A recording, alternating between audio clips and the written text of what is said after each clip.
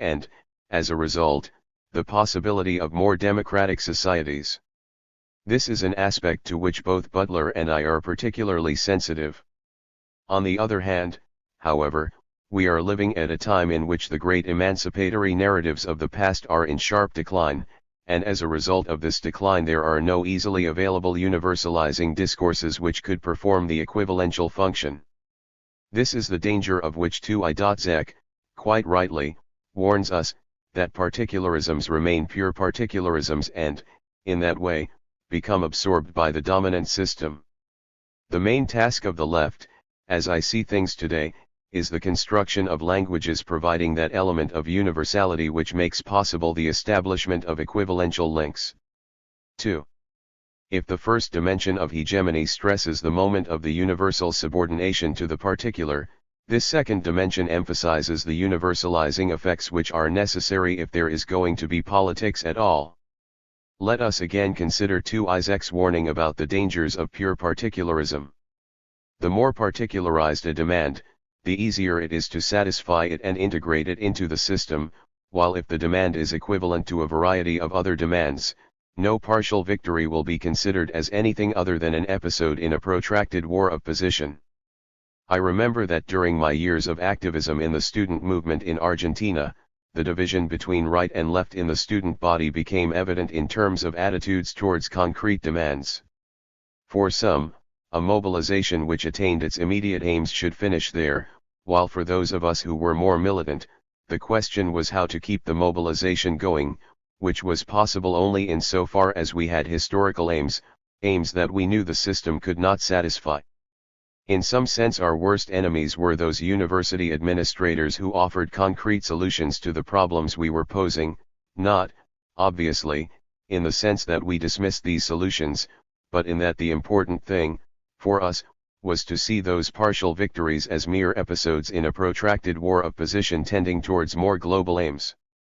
The central point is that for a certain demand, subject position, identity, and so on, to become political means that it is something other than 210 itself, living its own particularity as a moment or link in a chain of equivalences that transcends and, in this way, universalizes it. Food riots in France had taken place following a remarkably similar pattern since the Middle Ages, but it was only when they broke their local particularism and became a link in the more universalistic discourse of the philosophs that they became a force for systemic change. That is my basic quarrel with the category class struggle. It tends to anchor the moment of struggle and antagonism in the sectorial identity of a group, while any meaningful struggle transcends any sectorial identity and becomes a complexly articulated collective will. In that sense, a truly political mobilization, even if it is conducted mainly by workers, is never simply a working class struggle. Here again we find the basic political dilemma of our age. Will the proliferation of new social actors lead to the enlargement of the equivalential chains which will enable the emergence of stronger collective wills, or will they dissolve into mere particularism, making it easier for the system to integrate and subordinate them? 3. What, however, about the structure of the equivalential discourses which would enable the emergence of new collective wills? If the equivalential chains extend to a wide variety of concrete demands, so that the ground of the equivalence cannot be found in the specificity of any one of them, it is clear that the resulting collective will find its anchoring point on the level of the social imaginary, and the core of that social imaginary is what we have called empty signifiers. It is the empty character of these anchoring points that truly universalizes a discourse, making it the surface of inscription of a plurality of demands beyond their particularities. And, as an emancipatory discourse presupposes the aggregation of a plurality of discrete demands, we can say that there is no true emancipation except in a discourse whose anchoring terms remain empty. It is not necessary that the term does not have a precise meaning, inasmuch as there is a gap between its concrete content and the set of equivalential meanings associated with it. Front Populaire designated an alliance of political forces, but in the political climate of the France of the 1930s it raised a wide variety of social hopes that far exceeded its actual political reality. It is important to point out that these social imaginaries organized 211 Around some empty signifiers represent, in my view, the limit of socially attainable universalization. There is no universality, as we have seen, except through an equivalence between particularities, and such equivalences are always contingent and context-dependent. Any step beyond this limit would necessarily fall into a historical teleology, with the result that universality, which should be considered as a horizon, would become a ground. I want to stress above all the function of surfaces of inscription that these horizons exercise. Once they become the generalized language of social change, any new demand will be constructed as one more link in the equivalential chain embraced by those horizons. They become, in this sense, powerful instruments in the displacement of the relations of force in society. Conversely, their decline is linked to their decreasing ability to embrace social demands, which recognize themselves less and less in the political language provided by that horizon. The crisis of the left, from this point of view, can be seen as a result of the decline of the two horizons which had traditionally structured its discourse, communism and, in the West, the welfare state. Since the beginning of the 1970s it is the right which has been hegemonic. Neoliberalism and the moral majority, for instance, have become the main surfaces of inscription and representation. The right's hegemonic ability is evident in the fact that even social democratic parties have tended to accept its premises as a new and unchallengeable common sense. The left, for its part, finding its own social imaginaries shattered and without any expansive force, has tended to retreat into the defense of merely specific causes. But there is no hegemony which can be grounded in this purely defensive strategy. This should be the main battlefield in the years to come. Let us state it bluntly, there will be no renaissance of the left without the construction of a new social imaginary. 4. Finally, representation. From its critique by Rousseau to the Marxian assertion that the liberation of the workers will be the deed of the workers themselves, the idea of representation has been considered with considerable suspicion by emancipatory discourses. Without representation, however, there is no hegemony. If a particular sector has to incarnate the universal aims of the community, representation is essentially inherent to the hegemonic link. However, is representation really a 212 second best, something to which we have to resign ourselves because the fullness of society is not immediately given, but has to be laboriously constructed through a system of mediations? Here we can put forward a similar argument to the one we put forward in relation to power. / Thy is a relation of representation necessary in the first place? As I have argued in other works, because at a certain point decisions are going to be taken which affect the interests of somebody who is materially absent from it.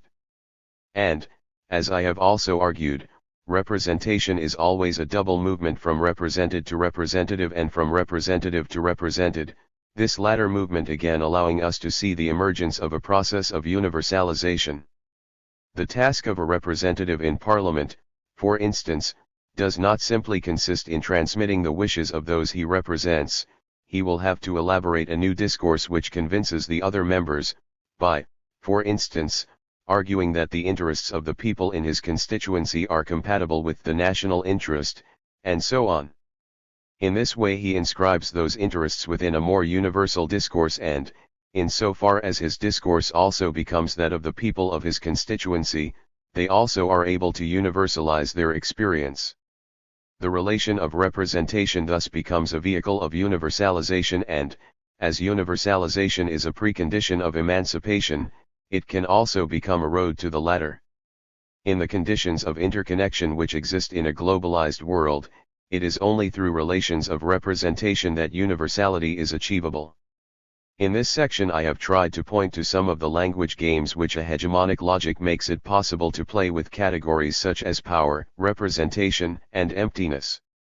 But, obviously, many more games are possible. I see as a main task of political theory to develop these language games and thus to promote the expansion of political imagination. We should, this time politically help to let the fly out of the bottle. De capo senza fine. Slava Zizek. When Gilles Deleuze tries to account for the crucial shift in the history of cinema from image movement to image temps, he makes a seemingly naive and brutal reference to real history, to the traumatic impact of World War II. This reference is fully consistent with Deleuze's general anti-Cartesian thrust: a thought never begins spontaneously, out of itself, with its inherent principles. What provokes us to think is always a traumatic encounter with some external real which brutally imposes itself on us, shattering our established ways of thinking. As such, a true thought is always decentered. One does not think spontaneously, one is forced to think. This Deleuzian argument was the first association that came to my mind after reading Butler's and Lacau's introductory contributions to our debate. For me, at least, the authentic effect of their interventions lay in the fact that they hit me as a violent encounter that shattered my self-complacency. Even while I continue to disagree with their criticisms, I had to reformulate my position in a new way. No wonder, then, that my reaction to their interventions oscillated between two extremes. Either it seemed to me as if there was a simple misunderstanding to be clarified, or it seemed that there was a radical incompatibility between our respective positions, with no middle ground in between. In short, this oscillation indicates that, in our differences, we are dealing with some real. The gap that separates the three of us is impossible to define in a 214 neutral way, that is to say, the very formulation of how we cliff already involves taking sides. Consequently, my main concern in this second intervention will be to accomplish at least a part of this impossible task of reiterating the differences. Butler, Historicism and the Real. It seems to me that several of Butler's and Lacau's criticisms of my work were already answered either in my first contribution or by the third contributor I have specifically in mind here. Butler's standard argument against the Lacanian real as an ahistorical quasi-transcendental bar. This criticism is dealt with in detail in my and Lacau's first contributions. See the Fall 1 owing Key's passage from Laclau, which I fully endorse. This is the point Butler's argument is really missing. If the representation of the real was a representation of something entirely outside the symbolic, this representation of the unrepresentable as unrepresentab / would amount, indeed, to full inclusion. But if what is presented is an internal limit of the process of representation as such, the relationship between internality and externality is subverted. The real becomes a name for the very failure of the symbolic in achieving its own fullness. The opposition between an ahistorical bar of the real and thoroughly contingent historicity is therefore a false one. It is the very ahistorical bar as the internal limit of the process of symbolization that sustains the space of historicity, j. That, in my view, is the fundamental misunderstanding. In Lacau's terms, Butler systematically reads antagonism as difference/opposition. In the case, for instance, of the Lacanian sexual difference as real, she systematically interprets it as the firm, unchangeable molic set of oppositions defining the identity of each of the two sexes. 1. In her first intervention in the present dialogue, this misunderstanding is clearly discernible in the FOLLO wing passage. A particular identity becomes an identity by virtue of its relative location in an open system of differential relations. In other words, an identity is constituted through its difference from a limitless set of other identities. That difference is specified in the course of Lacau's exposition as a relation of exclusion and/or antagonism. Lacau's point of reference here is Saussure rather than Hegel. The incompleteness of each and every identity is a direct result of its differential emergence. No particular identity can emerge without presuming and enacting the exclusion of others, and this constitutive exclusion or antagonism is the shared and equal condition of all identity constitution. It is my contention that, in contrast to this claim, one should assert that antagonism is precisely not the Saussurean differential relation where the identity is nothing but a fascicle of differences. As Laclau puts it in very precise terms, what is missing in the Saussurean differentiality is the reflective overlapping of internal and external digforms. The difference, for example, which separates woman from man is antagonistic insofar as it simultaneously bars the woman from within, preventing her from achieving full self-identity. In other words, the notion of antagonism involves a kind of meta-difference. The two antagonistic poles differ in the very way in which they define or perceive the difference that separates them. Or, to put it in yet another way, the overlapping of internal and external difference means that, in the differential field of signifiers, there is always at least one signifier without a signified, which has no meaning, since it simply stands for the presence of meaning as such, and Lacau's notion of hegemony describes precisely the process by means of which the void of the signifier is filled in by some contingent particular indeterminate meaning which, in the case of successful hegemony, starts to function as the stand-in for meaning as such. The consequences of this misreading are far-reaching. If we conflate the real of an antagonism with symbolic difference, then we regress to an empiricist problematic, something to which, I think, Butler comes dangerously close in the following passage. No doubt it makes a difference whether one understands the invariable incompleteness of the subject in terms of the limits designated by the real, considered as the point where self-representation founders and fails, or as the inability of the social category to capture the mobility and complexity of persons. To this, I am tempted to reply that it certainly does make a difference. To reduce the structural incompleteness to the inability of the social category to capture the mobility and complexity of persons is to reduce it to the empiricist problematic of how ideological categories are too fixed and, as such, are never able to capture the complexity of social reality, that is, to rely on the empiricist opposition between the infinite wealth of reality and the abstract poverty of the categories by means of which we try to grasp reality. Furthermore, does Butler not court the same empiricist problematic when she asserts how he claim to universality always takes place in a given syntax, through a certain set of cultural conventions in a recognizable venue? The consequence of this assertion, of course, is that translation is crucial for a liberating notion of universality. Without translation, the very concept of universality cannot cross the linguistic borders it claims, in principle, to be able to cross. Without translation, the only way the assertion of universality can cross a border is through a colonial and expansionistic logic. Against these assertions, I am tempted to claim that, on the contrary, the concept of universality emerges as the consequence of the fact that each particular culture is precisely never and for a priori reason simply particular, but has already in itself identity. There is another shift of emphasis in Butler's notion of universality, a shift with even more directly discernible political consequences, one which concerns the relationship between universality and exclusion. When Butler claims that abstraction cannot remain rigorously abstract without exhibiting something of what it must exclude in order to constitute itself as abstraction, she conceives of this exclusion as the exclusion of those who are oppressed in existing power relations, as is patently the case in the following quote. The will that is officially represented by the government is thus haunted by a /will that is excluded from the representative function. Thus the government is established on the basis of a paranoid economy in which it must repeatedly establish its one claim to universality by erasing all remnants of those wills it excludes from the domain of representation. Here, again, I think it is crucial also to emphasize the opposite aspect. What universality excludes is not primarily the underprivileged other whose status is reduced, constrained, and so on, but its own permanent founding gesture, a set of unwritten, unacknowledged rules and practices which, while publicly disavowed, are nonetheless the ultimate support of the existing power edifice. The public power edifice is haunted also by its own disavowed particular obscene underside, by the particular practices which break its own public rule, in short, by its inherent transgression.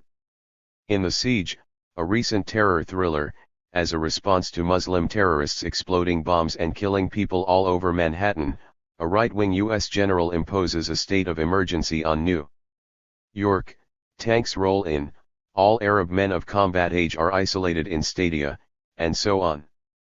At the end, the good FBI agent outsmarts the crazy general. His main argument is that such terrorist methods are bad. If we fight fundamentalist violence in this way, then even if we gain a military victory, the enemy has in a way truly won, because we lose what we were defending. The falsity of this film is that it first revives all the nasty fantasies a good liberal harbors and secretly enjoys in the depths of his privacy, then redeems us from enjoying them by firmly condemning such procedures. In a way, we are allowed to have our cake and eat it, to engage in racist fantasizing while maintaining our good liberal conscience. In this sense, the siege stage is the phantasmic inherent transgression of the tolerant liberal. And the political consequence I draw from this notion of inherent transgression is that one has to abandon the idea that power operates in the mode of identification, so that the privileged form of resistance to power should involve a politics of disidentification.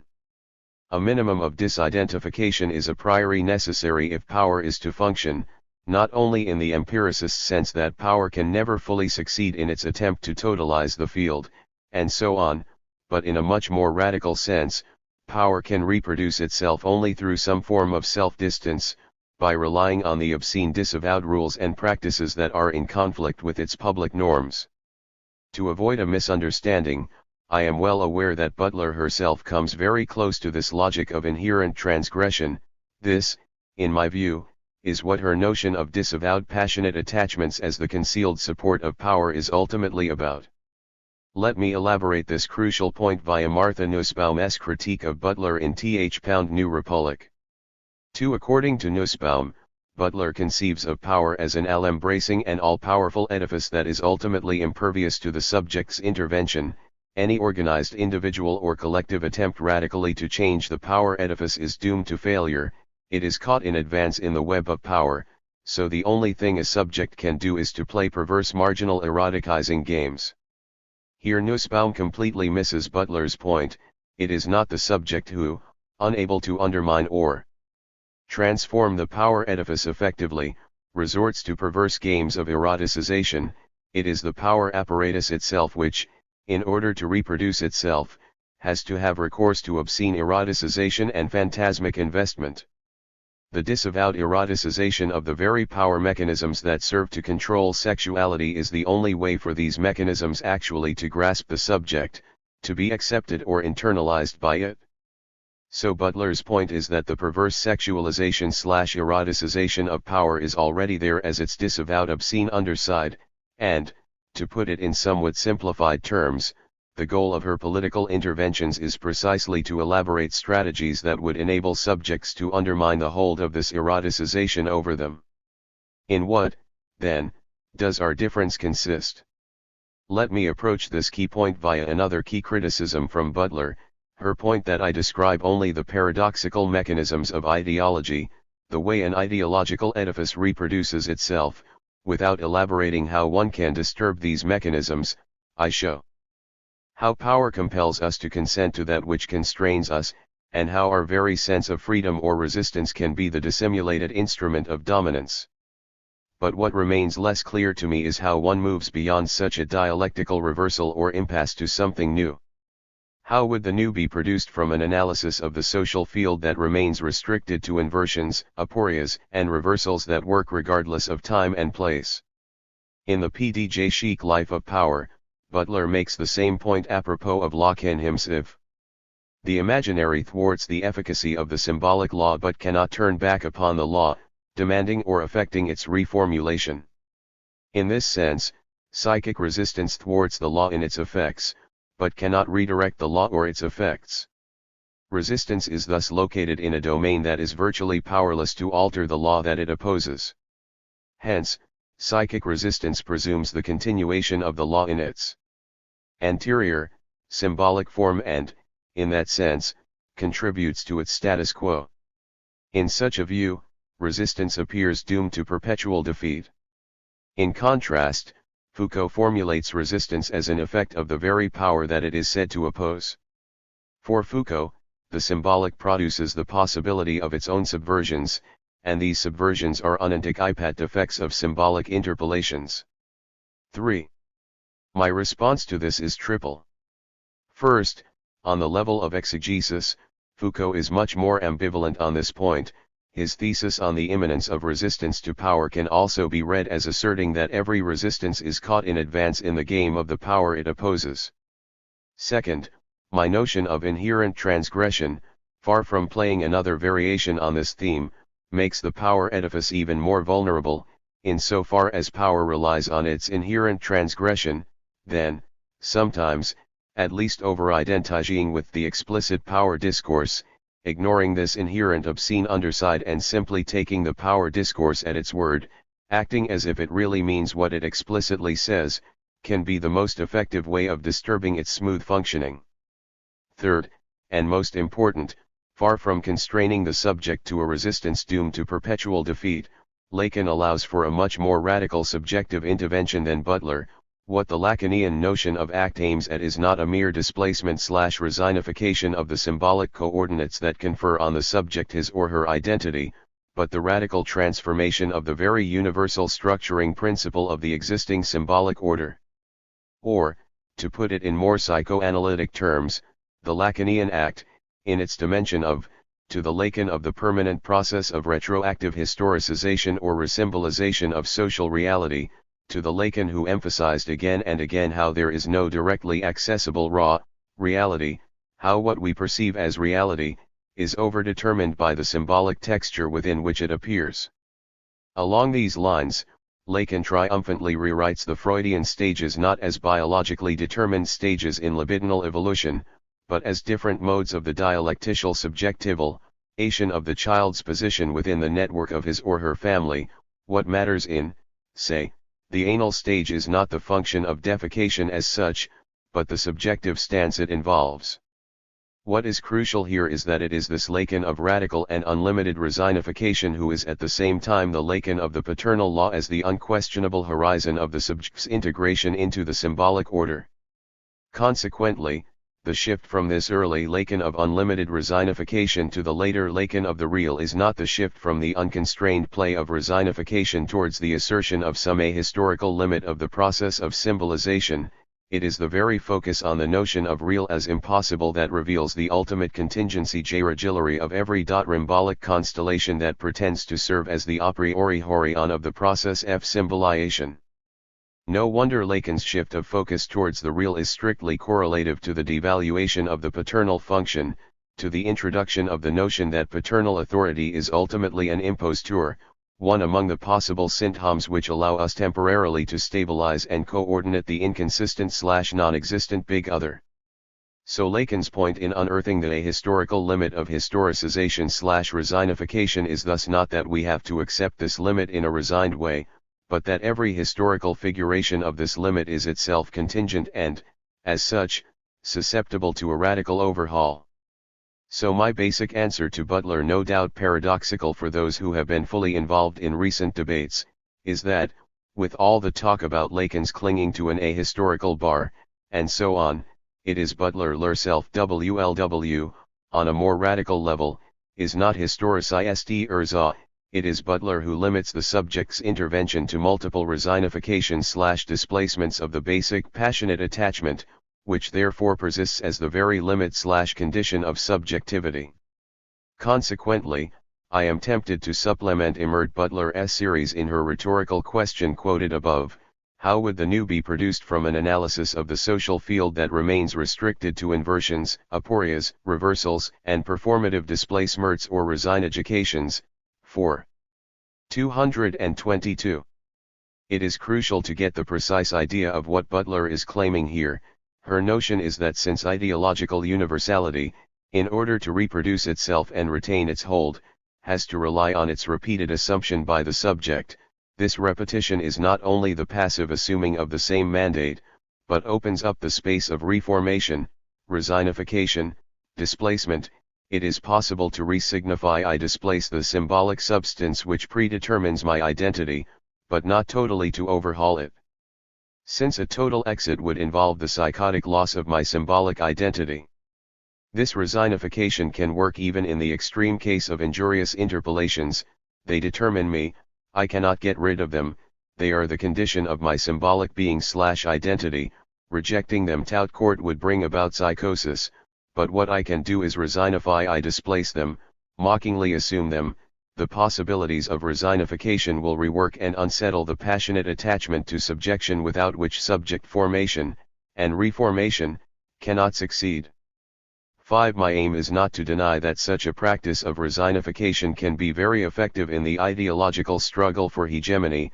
Does not the success of the X-Files provide an excellent illustration of this? What happens in this series is precisely that the standard formula of alien threat and invasion is resignified, reset in a different context. Not only does the content of this threat offer a quasi-encyclopedic multiculturalist combination of all possible myths and folklores, what is even more crucial is the setting of these apparitions: derelict suburbs, half-abandoned country houses or lonely forests, most of them in the north of the USA. The privileged sites of the threat are the outcasts of our society, from Native Americans and illegal Latino immigrants to the homeless and junkies in our cities. Furthermore, the government itself is systematically presented as an ominous network, penetrated by secret organizations which deny their existence, ambiguously collaborating with the aliens. There is, however, a limit to this process of resignification, and the Lacanian name for this limit, of course, is precisely the real. How does this real operate in language? In pretending, J.L. Austin evokes a neat example of how pretending to be vulgar can itself become vulgar. 6. When I am with people who have rigid standards of behavior, I pretend to be vulgar and, as part of a social joke, start to use obscene language or refer to obscene content. My pretending to be vulgar will in fact be vulgar. This collapse of the distinction between pretending and being is the unmistakable signal that my speech has touched some real. That is to say, apropos of what kind of speech acts does the distance between pretending and being collapse? Apropos of speech acts which aim at the other in the real of his or her being, hate speech, aggressive humiliation, and so on. In such cases, no amount of disguising it with the semblance of a joke or irony can prevent it from having a hurtful effect. We touch the real when the efficiency of such symbolic markers of distance is suspended. And my point is that insofar as we conceive of the politico-ideological resignification in the terms of the struggle for hegemony, today's real which sets a limit to resignification is capital. The smooth functioning of capital is that which remains the same, that which always returns to its place, in the unconstrained struggle for hegemony. Is this not demonstrated by the fact that Butler, as well as Laclau, in their criticism of the old essentialist Marxism, nonetheless silently accept a set of premises? They never question the fundamentals of the capitalist market economy and the liberal democratic political regime. They never envisage the possibility of a completely different economico-political regime. In this way, they fully participate in the abandonment of these questions by the postmodern left. All the changes they propose are changes within this economico-political regime. Laclau, Dialects and Contingency. I have a suspicion that the philosophical aspect of this political disagreement between Butler and Laclau on the one side and me on the other finds its expression in our different stances towards the notion of essentialism. Butler and Laclau rely fully on the opposition essentialism contingency. They both conceive of progress as the gradual passage from essentialism to the more and more radical assertion of contingency. I, however, find the notion of essentialism problematic, insofar as it tends to condense three cliff-errant levels of resistance to total fluidity: the imaginary essence, the one of the master signifier, and the debilitating sameness of the real. Is not Butler's criticism of Lacan the exemplary case of how the term essentialism implies the progressive reduction of the latter to the former level? First, the sameness of the real is reduced to a fixed symbolic determination, then, the symbolic itself is reduced to the imaginary. The problem with essentialism is thus that this critical designation shares the fatal weakness of the standard procedure of philosophical rejection. The first step in this procedure is the negative gesture of totalizing the field to be rejected, designating it as a single and distinctive field, against which one then asserts the positive alternative. The question to be asked is the one about the hidden limitation of this critical totalization of the whole that one endeavors to undermine. What is problematic in Kantian ethics is not its formalism as such but, rather, the fact that, prior to Kant's assertion of the autonomous formal moral law, he has to reject every other foundation of ethics as pathological, relating to some contingent, ultimately empirical notion of the good, What is problematic is this reduction of all previous ethics to the utilitarian notion of the good as pathological, serving our pleasure. In much the same way, is not Derrida's metaphysics of presence silently dominated/hegemonized by Husserl's subjectivity as the pure auto-affection/self-presence of the conscious subject, so that when Derrida talks about metaphysics of presence, he is always essentially referring to the Husserlian subject present to itself?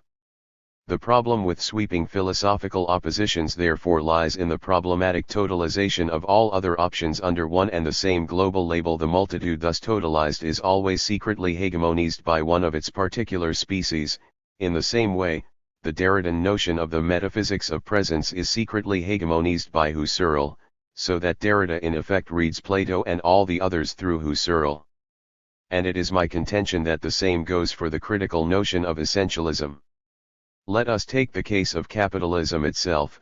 Against the proponents of the critique of global capitalism, of the logic of capital, Laclau argues that capitalism is an inconsistent composite of heterogeneous features which were combined as the result of a contingent historical constellation, not a homogeneous totality obeying a common underlying logic. My answer to this is the reference to the Hegelian logic of the retroactive reversal of contingency into necessity. Of course, capitalism emerged from a contingent combination of historical conditions. Of course, it gave birth to a series of phenomena which can be resignified, rehegemonized, inscribed into a non-capitalist context.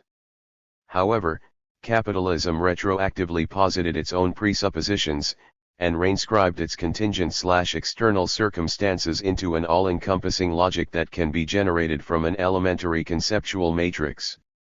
In a proper dialectical analysis, the necessity of a totality does not preclude its contingent origins and the heterogeneous nature of its constituents. These are, precisely, its presuppositions which are then posited, retroactively totalized, by the emergence of dialectical totality. Furthermore, I am tempted to claim that Lacau's critique would have been much more appropriate with regard to the very notion of radical democracy, to which Laclau and Mauve regularly refer in the singular. Does this notion not actually cover a series of heterogeneous phenomena for which it is problematic to claim that they belong to the same genus, from the feminist, ecological, etc. struggle in developed countries to the Third World resistance to the neoliberal New World Order? Where, then, do I locate my difference with Laclau? Here, the above-mentioned oscillation between mere terminological misunderstandings and tradical incompatibility is even stronger. Let me first deal with some points which may seem to concern mere terminological or factual misunderstandings, as is the case with Lacau's critical remark about my advocacy of the Cartesian cogito.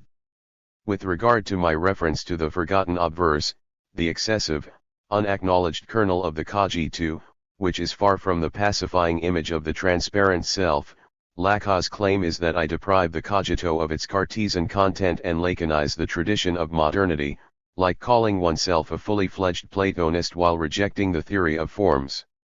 To this criticism I am first tempted to respond, in a naive factual way, that my position is by no means as eccentric as it may sound. There is a long tradition within Cartesian studies of demonstrating that a gap forever separates the cogito itself from the residential cogitans, that the self-transparent thinking substance is secondary, that it already obfuscates a certain abyss or excess that is the founding gesture of cogito. Was it not Derrida himself who, in his Cogito and the History of Madness, highlighted this moment of excessive madness constitutive of cogito? 7. So when Laclau refers approvingly to Kierkegaard's notion of decision, 9 women have the right to a more prominent role in public decision-making simply because they constitute half the population, not on account of any of their specific properties. Leaving aside the question of how to read Kant, let me go on to a further difference between Laclau and me which may also appear to be grounded in a simple terminological and/or factual misunderstanding, albeit already in a more ambiguous and problematic way. This difference is clearly discernible in Lacau's criticism that in my reading of Hegel I do not take into account Hegel's panlogicism, that is, the fact that Hegel's philosophy forms a closed system which radically reduces contingency, since the passage from one position to the next is always, by definition, necessary. accepting entirely that the absolute spirit has no positive content of its own, and is just the succession of all dialectical transitions, of its impossibility of establishing a final overlapping between the universal and the particular, are these transitions contingent or necessary? If the latter, the characterization of the whole Hegelian project as panlogicist can hardly be avoided. For me, Lata-US opposition is all too crude, and misses the key feature of Hegelian dialectics. The ultimate mystery of what Hegel calls positing the presuppositions is the mystery of how contingency retroactive and make their own history, but they do not make it just as they please, they do not make it under circumstances chosen by themselves, but under circumstances directly encountered, given, and transmitted from the past. 12. It is also that these circumstances or presuppositions are themselves always already posited by the practical context of our intervention in them. In this sense, I fully endorse Lacau's point that the question, if the decision is contingent, what are the grounds for choosing this option rather than a different one, is not relevant. There are no ultimate objective grounds for a decision, since these grounds are always already retroactively constructed from the horizon of a decision. My point, however, is precisely that it is Lacau's theory of hegemony itself which relies on an unravel-ect gap between the descriptive and the normative, insofar as it functions as a neutral conceptual tool for accounting for every ideological formation, including fascist populism.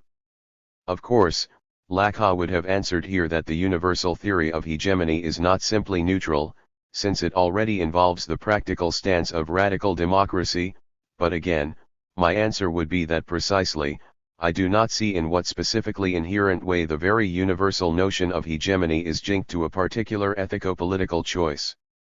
And, as I have already argued in my first contribution to this debate, I think the key to this ambiguity is the unresolved question of the historicity of the assertion of historicism/contingency itself in Lacau's theoretical edifice.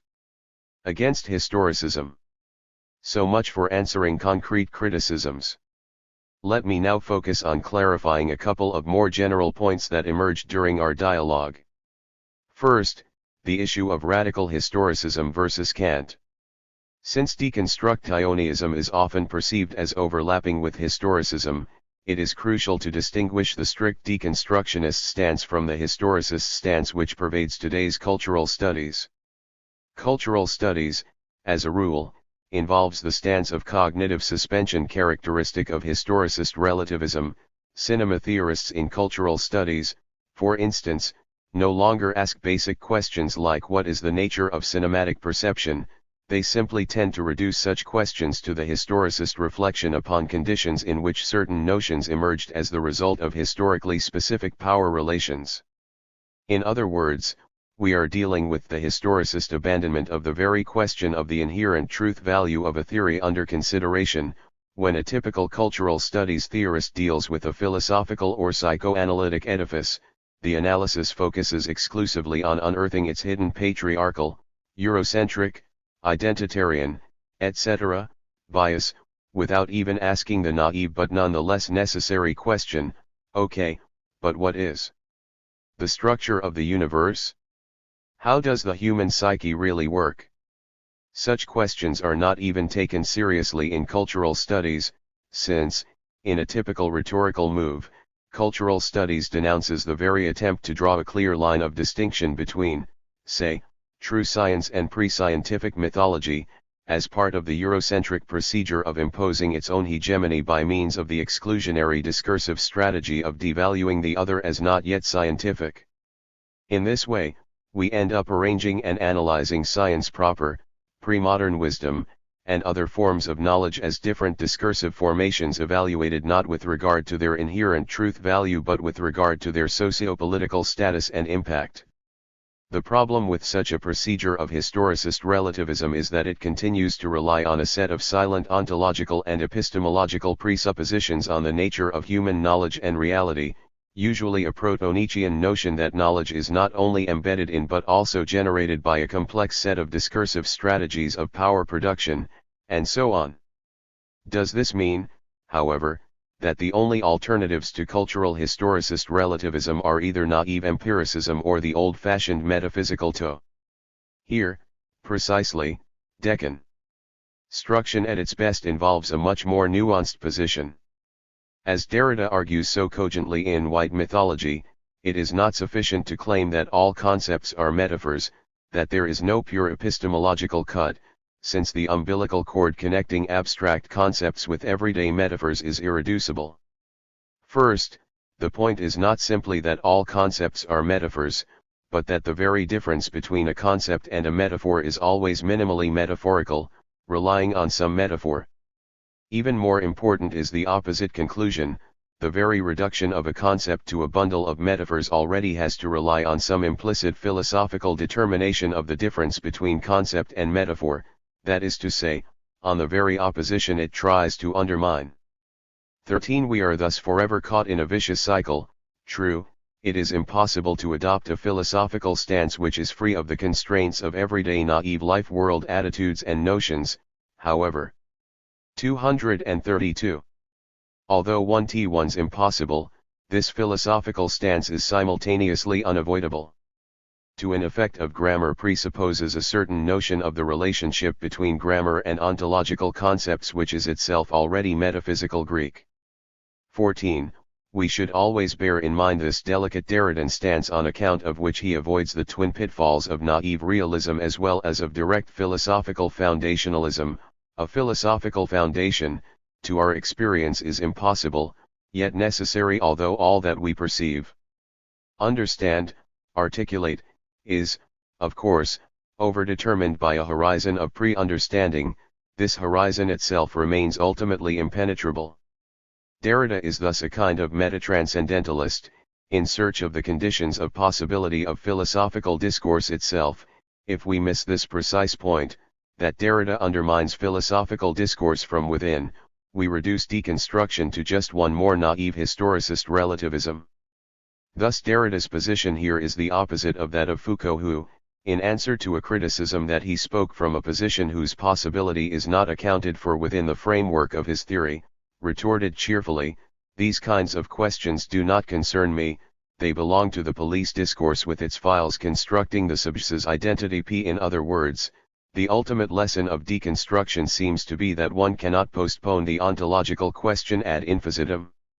That is to say, what is deeply symptomatic in Derrida is his oscillation between, on the one hand, the hyper-self-reflective approach which denounces the question of how things really are in advance, and limits itself to third-level deconstructive comments on the inconsistencies of philosopher B's reading of philosopher A, and, on the other, direct ontological assertions about how difference and architrace designate the structure of all living things and are, as such, already operative in animal nature.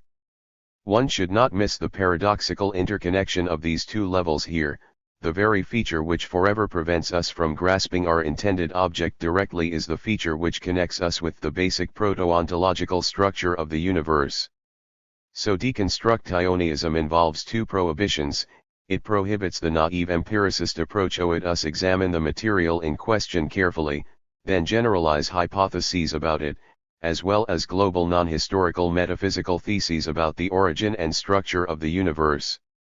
And it is interesting to note how the recent cognitivist backlash against deconstructionist cultural studies violates precisely these two prohibitions. On the one hand, cognitivism rehabilitates the empiricist freshness of approaching and examining the object of research without the background of a global theory. On the other hand, what indicates the recent rise of quantum physics popularizers and other proponents of the so-called third culture if not a violent and aggressive rehabilitation of the most fundamental metaphysical questions? The explicit goal of people like Stephen Hawking is a version of THO, the endeavor to discover a basic formula of the structure of our universe that one could print and wear on a t-shirt.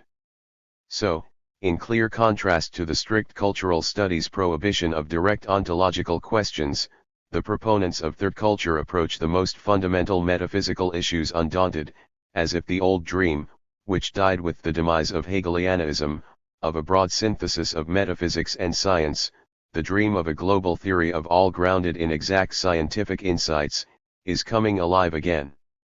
On a different level, this circular mutual implication which is characteristic of deconstructionism proper is also discernible in political philosophy. Hannah Arendt 15 articulated refined distinctions between power, authority, and violence. Power proper is at work neither in organizations run by direct non-political authority nor in the case of the direct reign of violence. Here, however, it is crucial to insist that the relationship between political power and pre-political violence is one of mutual implication. Not only is power always already at the root of every apparently non-political relationship of violence, violence itself is the necessary supplement of power. That is to say, it is true that the accepted violence and direct relationship of subordination in the army, the church, the family, and other non-political social forms is in itself the reification of a certain ethico-political struggle and decision. The job of a critical analysis should be to discern the hidden political process that sustains all these non- or pre-political relationships. In human society, the political is the englobing structuring principle, so that every neutralization of some partial content as non-political is a political gesture par excellence. At the same time, however, a certain excess of non-political violence is the necessary supplement to power. Power always has to rely on an obscene stain of violence, that is to say, political space is never pure, it always involves some kind of reliance on pre-political violence. The relationship between these two implications is asymmetrical. The first mode of implication indicates the overall symbolic overdetermination of social reality, while the second mode of implication indicates the excess of the real in every symbolic edifice. Similarly, the two deconstructionist prohibitions/implications are not symmetrical either. The fact that we can never leave behind the conceptual background indicates the irreducible symbolic overdetermination, while the fact that all concepts remain grounded in metaphors indicates the irreducible excess of some real. This double prohibition that defines deconstructionism bears clear and unambiguous witness to its Kantian transcendental philosophical origins. Is not the same double prohibition characteristic of Keynes' philosophical revolution? In other words, one should always bear in mind that Kant, far from simply expressing a belief in the constitutive power of the subject, introduces the notion of the transcendental dimension in order to answer the fundamental and irresolvable deadlock of human existence. A human being strives compulsively towards a global notion of truth, of a universal and necessary cognition, yet this cognition is simultaneously forever inaccessible to him. For this reason, Kant was undoubtedly the first philosopher who, in his notion of transcendental illusion, implicitly outlined a theory of the structural necessity of ghosts. Ghosts are apparitions which are constructed in order to fill in this gap between necessity and impossibility which is constitutive of the human condition. 16. Concrete universality.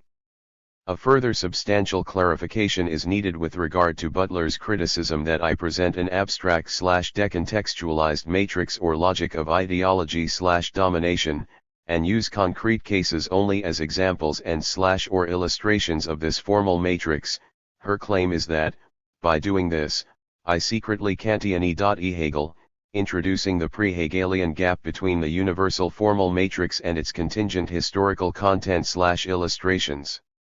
This confronts us with the difficult philosophical issue of the properly dialectical relationship between universality and particularity with the Hegelian notion of concrete universality. Although Hegel was Althusser's bête noire, it is my contention that Hegelian concrete universality is uncannily close to what Althusser called the articulate-on of an overdetermined totality. Perhaps the most appropriate way to tackle this problem is via the notion of suture which, in the last few years, has undeservedly gone out of fashion. One should begin by dispelling the key misunderstanding. Suture does not stand for the idea that traces of the production process, its gaps, its mechanisms, are obliterated, so that the product can appear as a naturalized organic whole. In a first approach, one could define suture as the structurally necessary short circuit between different levels. So, of course, suture involves the overcoming of the crude distinction between different levels. In cinema studies, the inherent formal analysis of style. Narrative analysis, research into the economic conditions of the studio system of production, and so on. However, suture must be distinguished from the otherwise very productive and interesting new historicist probing into the contingent particular set of conditions which gave birth to some well-known stylistic innovation. Often, such an innovation occurred as a creative invention to resolve some very common deadlock concerning the economic limitations of cinema production. The first association in cinema studies here, of course, is Val Lewton's stylistic revolution in horror films. The universe of his cat people and Seventh Victim simply belongs to a different planet compared with the universe of, say, Frankenstein or Dracula, and, as we know, Lewton's procedure of only hinting at the presence of evil in everyday reality in the guise of dark shadows or strange sounds, never directly showing it, was prompted by the financial limitations of B productions. 17. Similarly, the greatest post-World War II revolution in opera staging, that of Bayreuth in the early 1950s, which replaced bombastic stage costumes with a bare stage and singers dressed only in pseudo-Greek tunics, the main effects being achieved by strong lighting, was an inventive solution conditioned by financial crisis. Bayreuth was practically broke, so it couldn't afford rich staging and costumes. By a stroke of luck, some large electrical concern offered them strong searchlights. Such explanations, however, insightful and interesting as they are, do not yet undermine the notion of the inherent evolution of stylistic procedures, that is, the standard formalist narrative of the autonomous growth of artistic styles. These external conditions leave the internal logic intact, just as, if a scientist tells me that my passionate love is actually brought about by neuronal or biochemical processes, this knowledge in no way undermines or affects my passionate experience. Even if we go a step further, and endeavor to discern global correspondences between different levels of the phenomenon of cinema, we do not yet reach the level of suture. What, then, is still missing? The dialectical notion of reflexivity might be of some help here. To put it in Lacau's terms, suture means that external difference is always an internal one, that the external limitation of a field of phenomena always reflects itself within this field, as its inherent impossibility fully to become itself.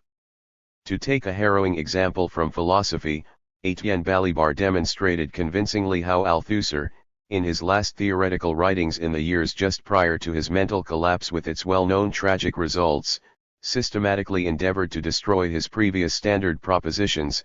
These writings are sustained by a kind of philosophical death drive, by a will to obliterate, to undo, one's previous achievements. 18. If, however, we account for this will to self-obliteration in the simple terms of the unfortunate theoretical effects of a personal pathology, of the destructive turn which finally found its outlet in the murderous assault on his wife, we miss the point. True as it may be on the level of biographical facts, this external causality is of no interest whatsoever if we do not succeed in interpreting it as an external shock that set in motion some inherent tension already at work within Althusser's philosophical edifice itself. In other words, Althusser's self-destructive turn ultimately had to be accounted for in the terms of his philosophy itself. We can see how, in this precise sense, suture is the exact opposite of the illusory self-enclosed totality that successfully erases the decentered traces of its production process. Suture means that, precisely, such self-enclosure is a priori impossible, that the excluded externality always leaves its traces, or, to put it in standard Freudian terms, that there is no repression without the return of the repressed. More precisely, in order to produce the effect of self-enclosure, one must add to the series an excessive element which sutures it precisely in so far as it does not belong to the series, but stands out as an exception, like the proverbial filler in classificatory systems, a category which poses as one among the species of a genus, although it is actually just a negative container, a catch-all for everything that does not fit the species articulated from the inherent principle of the genus. As for cinema, this, again, means that one cannot simply distinguish different levels, say, the narrative line from the formal procedures of shot/counter-shot, tracking and crane shots, and so on, and then establish structural correspondences between them, that is, determine how certain narrative modes entail, or at least privilege, certain formal procedures. We attain the level of suture only when, in a unique short circuit, we conceive of a certain formal procedure not as expressing a certain aspect of the content, but as marking/signaling the part of content that is excluded from the explicit narrative line, so that if we want to reconstruct all the narrative content, we must reach beyond the explicit narrative content as such, and include some formal features which act as the stand-in for the repressed aspect of the content. To take a well-known elementary example from the analysis of melodramas, the emotional excess that cannot express itself directly in the narrative line finds its outlet in ridiculously sentimental musical accompaniment, or in some other formal features. An excellent example is the way Claude Berry's Jean de Florette and Manon de Sources displace Marcel Pignol's original film on which they are based. Pignol's original retains the traces of authentic French provincial community life, in which people's acts follow old, quasi-pagan religious patterns, while Berry's films fail in their effort to recapture the spirit of this closed pre-modern community. Unexpectedly, however, the inherent obverse of Pignol's universe is the theatricality of the action and the element of ironic distance and comicality, while Berry's films, although they are shot more realistically, emphasize destiny, and a melodramatic excess whose hystericality often borders on the ridiculous. 19. So, paradoxically, the closed ritualized pre-modern community implies theatrical comicality and irony, while the modern realistic rendering involves fate and melodramatic excess. In this respect, Berry's films are the opposite of Lars von Trier's Breaking the Waves. In both cases, we are dealing with the tension between form and content.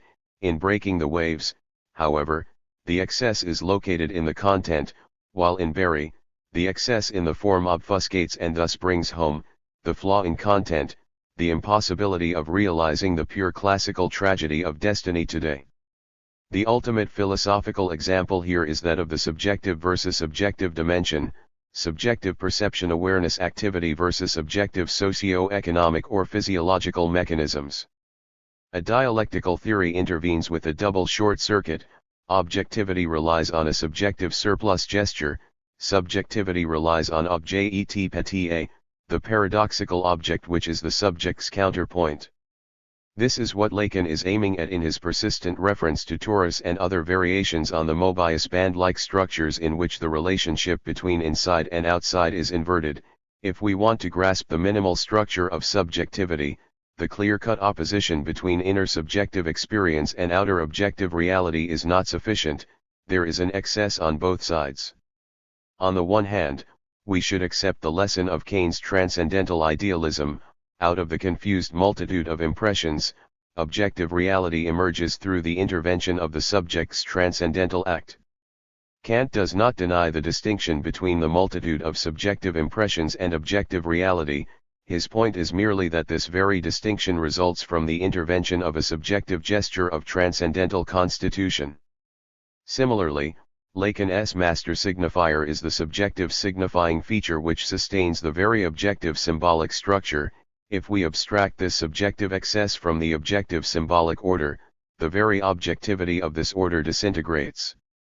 On the other hand, the Lacanian objet patia is the exact opposite of the master signifier, not the subjective supplement which sustains the objective order, but the objective supplement which sustains subjectivity in its contrast to the subjectless objective order.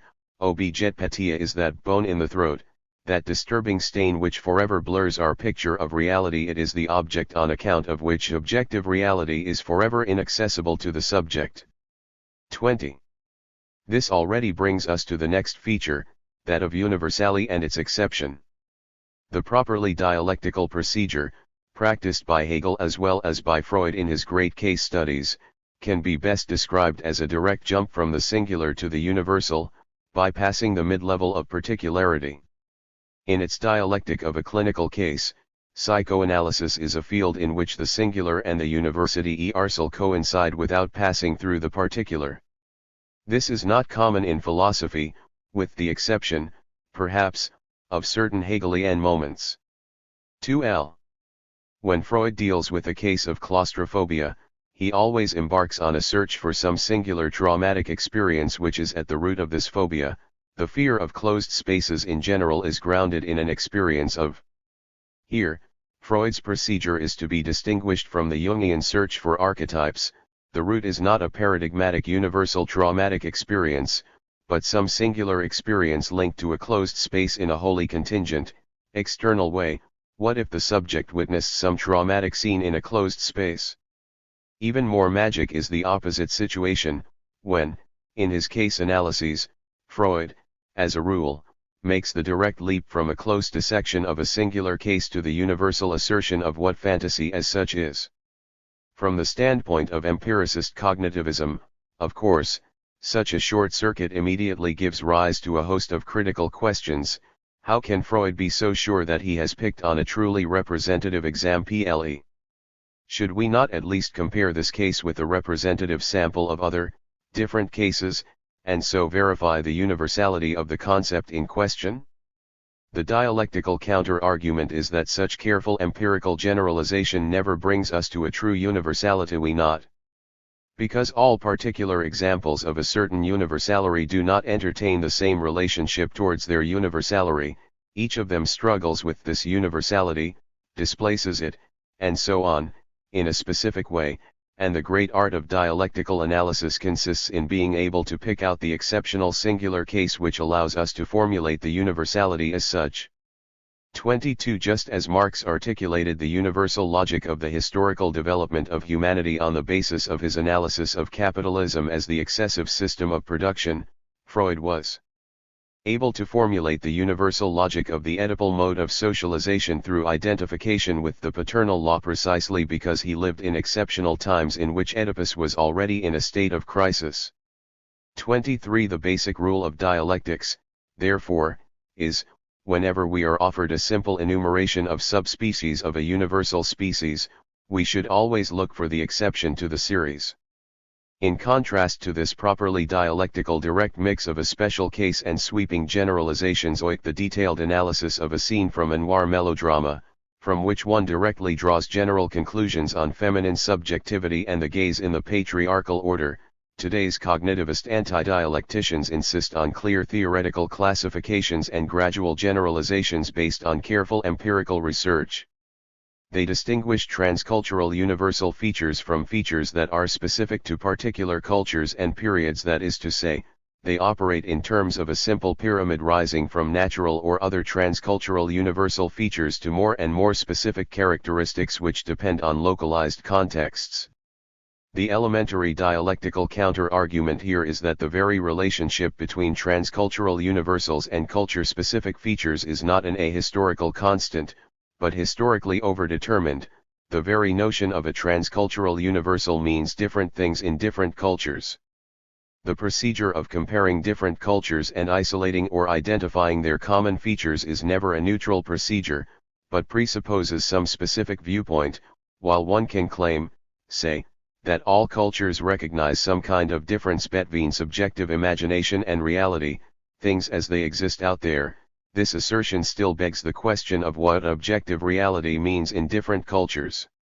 When a European says, ghosts don't really exist, while a Native American says that he communicates with them, and that they therefore do really exist, does really mean the same thing for both of them? Is not our notion of really existing specific to modernity? Nor as a Hegelian concept. Of course, today's cognitive semantics no longer advocates the simplistic logic of empirical generalization, of classification into genuses through the identification of common features. Rather, it emphasizes how terms that designate species display a kind of radial structure of intricate family resemblances, without any unambiguous feature to unify all the members of a species. This, however, is not yet what a properly dialectical notion of the universal amounts to. To demonstrate this limitation of the preconceptual historicist account, let us take an exercise in cinema theory historicism at its best, Marc Vernet's rejection of the very concept of film noir. 24. In a detailed analysis, Vernet demonstrates that all the main features that constitute the common definition of film noir, as well as the explanation for them, are simply false. What Vernet does apropos of noir is something similar to what the late Frank Ois Ferret did with the French Revolution in historiography. He turns an event into a non-event, a false hypostasis that involves a series of misrecognitions of the complex concrete historical situation.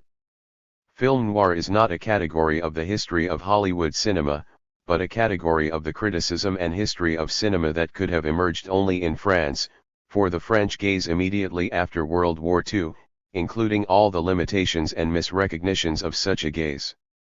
This explanation reaches its apogee when we take into account the fact that post-structuralist deconstructionism has, in a way, exactly the same status as film noir according to Vernet, just as American noir does not exist, since it was invented for and by the French gaze. One should also emphasize that post-structuralist deconstructionism does not exist, since it was invented in the USA, for and by the American academic gaze, with all its constitutive limitations. Gaze had perceived them, while structuralism tout court designates French theory in itself, before it was noted by the foreign gaze. Post-structuralism is structuralism from the moment it was noted by the foreign gaze. In short, an entity like post-structuralist deconstructionism comes into existence only for a gaze that is unaware of the details of the philosophical scene in France. This gaze brings together authors who are simply not perceived as part of the same épisteme in France, just as the concept of film noir posits a unity which did not exist in itself. And just as the French gaze, ignorant of the ideological tradition of American individualist anti-combo populism, misperceived through the existentialist lenses the heroic cynical pessimistic fatalist stance of the noir hero as a socially critical attitude, the American perception inscribed the French authors into the field of radical cultural criticism, and thus attributed to them a feminist, etc., critical social stance for the most part absent in France itself. 25 Just as film noir is not a category of American cinema, but primarily a category of French cinema criticism and of the historiography of cinema, post-structuralist deconstructionism is not a category of French philosophy, but primarily a category of the American reception of the French authors designated as such. So, when we are reading what is arguably the paradigmatic example and topic of deconstructionist theory, a feminist analysis of the way the femme fatale in film noir symbolizes ambivalent male reaction to the threat to the patriarchal phallic order, we actually have a non-existent theoretical position analyzing a non-existent cinematic genre. Is such a conclusion really unavoidable? However, even if we concede that, on the level of data, Vernet is right. Although Vernet actually undermines a lot of the standard noir theory, the enigma that remains is the mysterious efficiency and persistence of the notion of noir. The more Vernet is right on the level of facts, the more enigmatic and inexplicable becomes the extraordinary strength and longevity of this illusory notion of noir, the notion that has haunted our imagination for decades. What, then, if film noir is nonetheless a concept in the strict Hegelian sense, something that cannot simply be explained, accounted for, in terms of historical circumstances, conditions, and reactions, but acts as a structuring principle that displays a dynamics of its own? Film noir is a real concept, a unique vision of the universe that combines the multitude of elements into what Althusser would have called an articulation. 26 So, once we have ascertained that the notion of noir does not fit the empirical multitude of noir films, instead of rejecting this notion, we should risk the notorious Hegelian rejoinder so much the worse for reality. More precisely, we should engage in the dialectic between a universal notion and its reality, in which the very gap between the two sets in motion the simultaneous transformation of reality, and of the notion itself. It is because real films never fit their notion that they are constantly changing, and this change imperceptibly transforms the very notion, the standard by means of which they are measured. We pass from the hard-boiled detective noir to the persecuted innocent bystander noir, and thence to the naive sucker caught up in a crime noir, and so on. The situation here is in a way similar to that of Christianity. Of course, almost all its elements were already there in the Dead Sea Scrolls. Most of the key Christian notions are clear cases of what Stephen Jay Gould would have called exaptations. 27 Retroactive rain script ions which misperceive and falsify the original impact of a notion, and so forth, but nonetheless, this is not enough to explain the event of Christianity. The concept of noir is therefore extremely productive not only for the analysis of films, but even as a tool to help us retroactively cast a new light on previous classic works of art. In this vein, implicitly applying Marx's old idea that the anatomy of man is the key to the anatomy of the monkey, Elizabeth Bronfen uses the coordinates of the noir universe to throw a new light on Wagner's Tristan as the ultimate noir opera. 28 A further example of how noir enables us to deliver Wagner's operas retroactively are his long retrospective monologues, that ultimate horror of impatient spectators. Do not these long narratives call for a noir flashback to illustrate them? Perhaps, however, as we have already insinuated, Wagner is a Hitchcockian avant-la-lettre rather than a noir composer. Not only is the Ring from his Ring the ultimate MacGuffin, much more interesting is the whole of Act I of Die Walkfire, especially the long orchestral passage in the middle which constitutes a true Wagnerian counterpart to the great party sequence in Hitchcock's Notorious, with its intricate exchange of glances, 3 minutes without a singing voice, only orchestral music that accompanies and organizes a complex exchange of glances between the three subjects and the fourth element, the object, the magic sword not hung deeply embedded in a gigantic trunk that occupies center stage. In his famous Bayreuth centenary staging of The Ring, Patrice Giraud solved the problem of how to stage this rather static scene with an intricate, sometimes almost ridiculous ballet of the three characters moving around and exchanging their respective places, as if the role of the third, disturbing element is being displaced from one actor to another. I am tempted to claim that this exquisite ballet, which almost reminds us of the famous boxing scene in Chaplin's Civ Lights, with its interplay between the two boxers and the referee desperately endeavors to compensate us for the fact that no subjective shots are feasible on the theatrical stage. Were this 3-minute scene to be filmed like the party scene from Notorious, with a well-synchronized exchange of establishing shots, objective close-ups, and subjective shots, Wagner's music would find its appropriate visual counterpart an exemplary case. 246. Of Wagnerian scenes which, as Michel Caillon put it, should be read today in a kind of feutre and terreur, since they seem retrospectively to call for the cinema to correct them. 29. This interpretative procedure is the very opposite of teleology. Teleology relies on a linear evolutionary logic in which the lower stage already contains in nous the seeds of the higher stage, so that evolution is simply the unfolding of some underlying essential potential. While here, the lower stage becomes readable only retroactively, insofar as it is itself ontologically incomplete, a set of traces without meaning, and thus open to later reappropriations. We are therefore tempted to designate the two foreign misrecognizing gazes whose oblique point of view was constitutive of their respective objects as precisely the two exemplary cases of the so-called drama of false appearances. 30. The hero and or heroine is placed in a compromising situation, either over their sexual behavior or because of a crime. Their actions are observed by a character who sees things in the wrong way, reading illicit implications into their innocent behavior. At the end, of course, the misunderstanding is clarified, and the hero or heroine is absolved of any wrongdoing. The point, however, is that through this game of false appearance, a censured thought is allowed to be articulated. The spectator can imagine the hero or heroine enacting forbidden wishes, but escape any penalty, since he or she knows that despite the false appearances, nothing has happened, they are innocent. The T-vist imagination of the onlooker who misreads innocent signs or coincidences is the stand-in for the spectator's pleasurably aberrant viewing.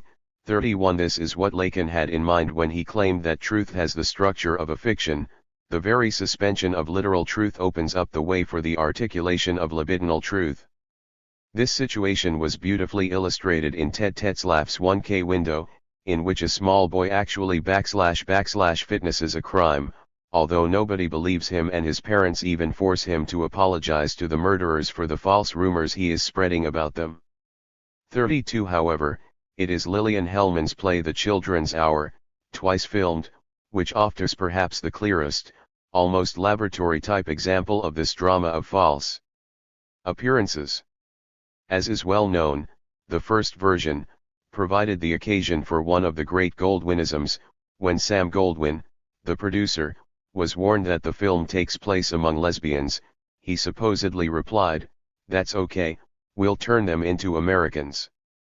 What actually happened then was that the alleged lesbian affair around which the story pivots was in fact turned into a standard heterosexual affair. The film takes place in a posh private school for girls run by two friends, the austere and domineering Martha and the warm and affectionate Karen, who is in love with Joe, the local doctor. When Mary Tilford, a vicious preteen pupil, is censured for a misdeed by Martha, she retaliates by telling her grandmother that late one evening she saw Joe and Martha carrying on in a bedroom near the students' quarters. The grandmother believes her, especially after this lie is corroborated by Rosalie, a weak girl terrorized by Mary, so she removes Mary from the school, and advises all the other parents to do the same. The truth eventually comes out, but the damage has been done. The school is closed, Joe loses his post at the hospital, and even the friendship between Karen and Martha comes to an end after Karen admits that she, too, has her suspicions about Martha and Joe. Joe leaves the country for a job in Vienna, where Karen later joins him. The second version is a faithful rendition of the play. When Mary retaliates, she tells her grandmother that she has seen Martha and Karen kissing, embracing, and whispering, implying that she does not fully understand what she was witnessing, just that it must have been something unnatural. After all, the parents withdraw their children from the school, and the two women find themselves alone in the large building.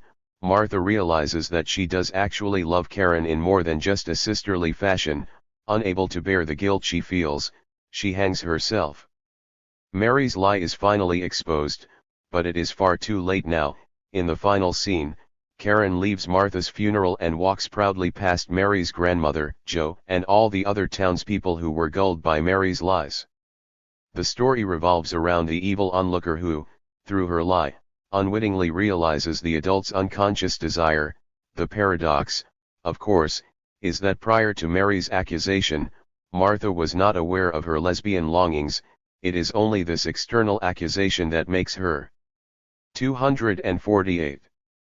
Aware of a disavowed part of herself. The drama of false appearances thus realizes its truth. The evil onlooker's pleasurably aberrant viewing externalizes the repressed aspect of the falsely accused subject. The interesting point is that although, in the second version, the censorship distortion is corrected, the first version is, as a rule, considered far superior to its 1961 remake, mainly because it is full of repressed eroticism. Not the eroticism between Martha and Joe, but the eroticism between Martha and Karen. Although the girl's accusation concerns the alleged affair between Martha and Joe, Martha is attached to Karen in a much more passionate way than Joe, with his rather conventional straight love. The key to the drama of false appearances is therefore that, in it, less overlaps with more. On the one hand, the standard procedure of censorship is not to show the event directly, but in the way it is reflected in the witnesses. On the other hand, this deprivation opens up a space to be filled in by phantasmic projections. That is to say, it is possible that the gaze which does not see what is actually going on clearly sees more, not less. Similarly, the notion of noir, although it results from a limited foreign perspective, perceives in its object a potential which is invisible to those who are directly engaged in it. That is the ultimate dialectical paradox of truth and falsity. Sometimes, the aberrant view which misreads a situation from its limited perspective can, by virtue of this very limitation, perceive the repressed potential of the observed constellation. It is true that, if we submit productions usually designated as noir to a close historical analysis, the very concept of film noir loses its consistency, and disintegrates.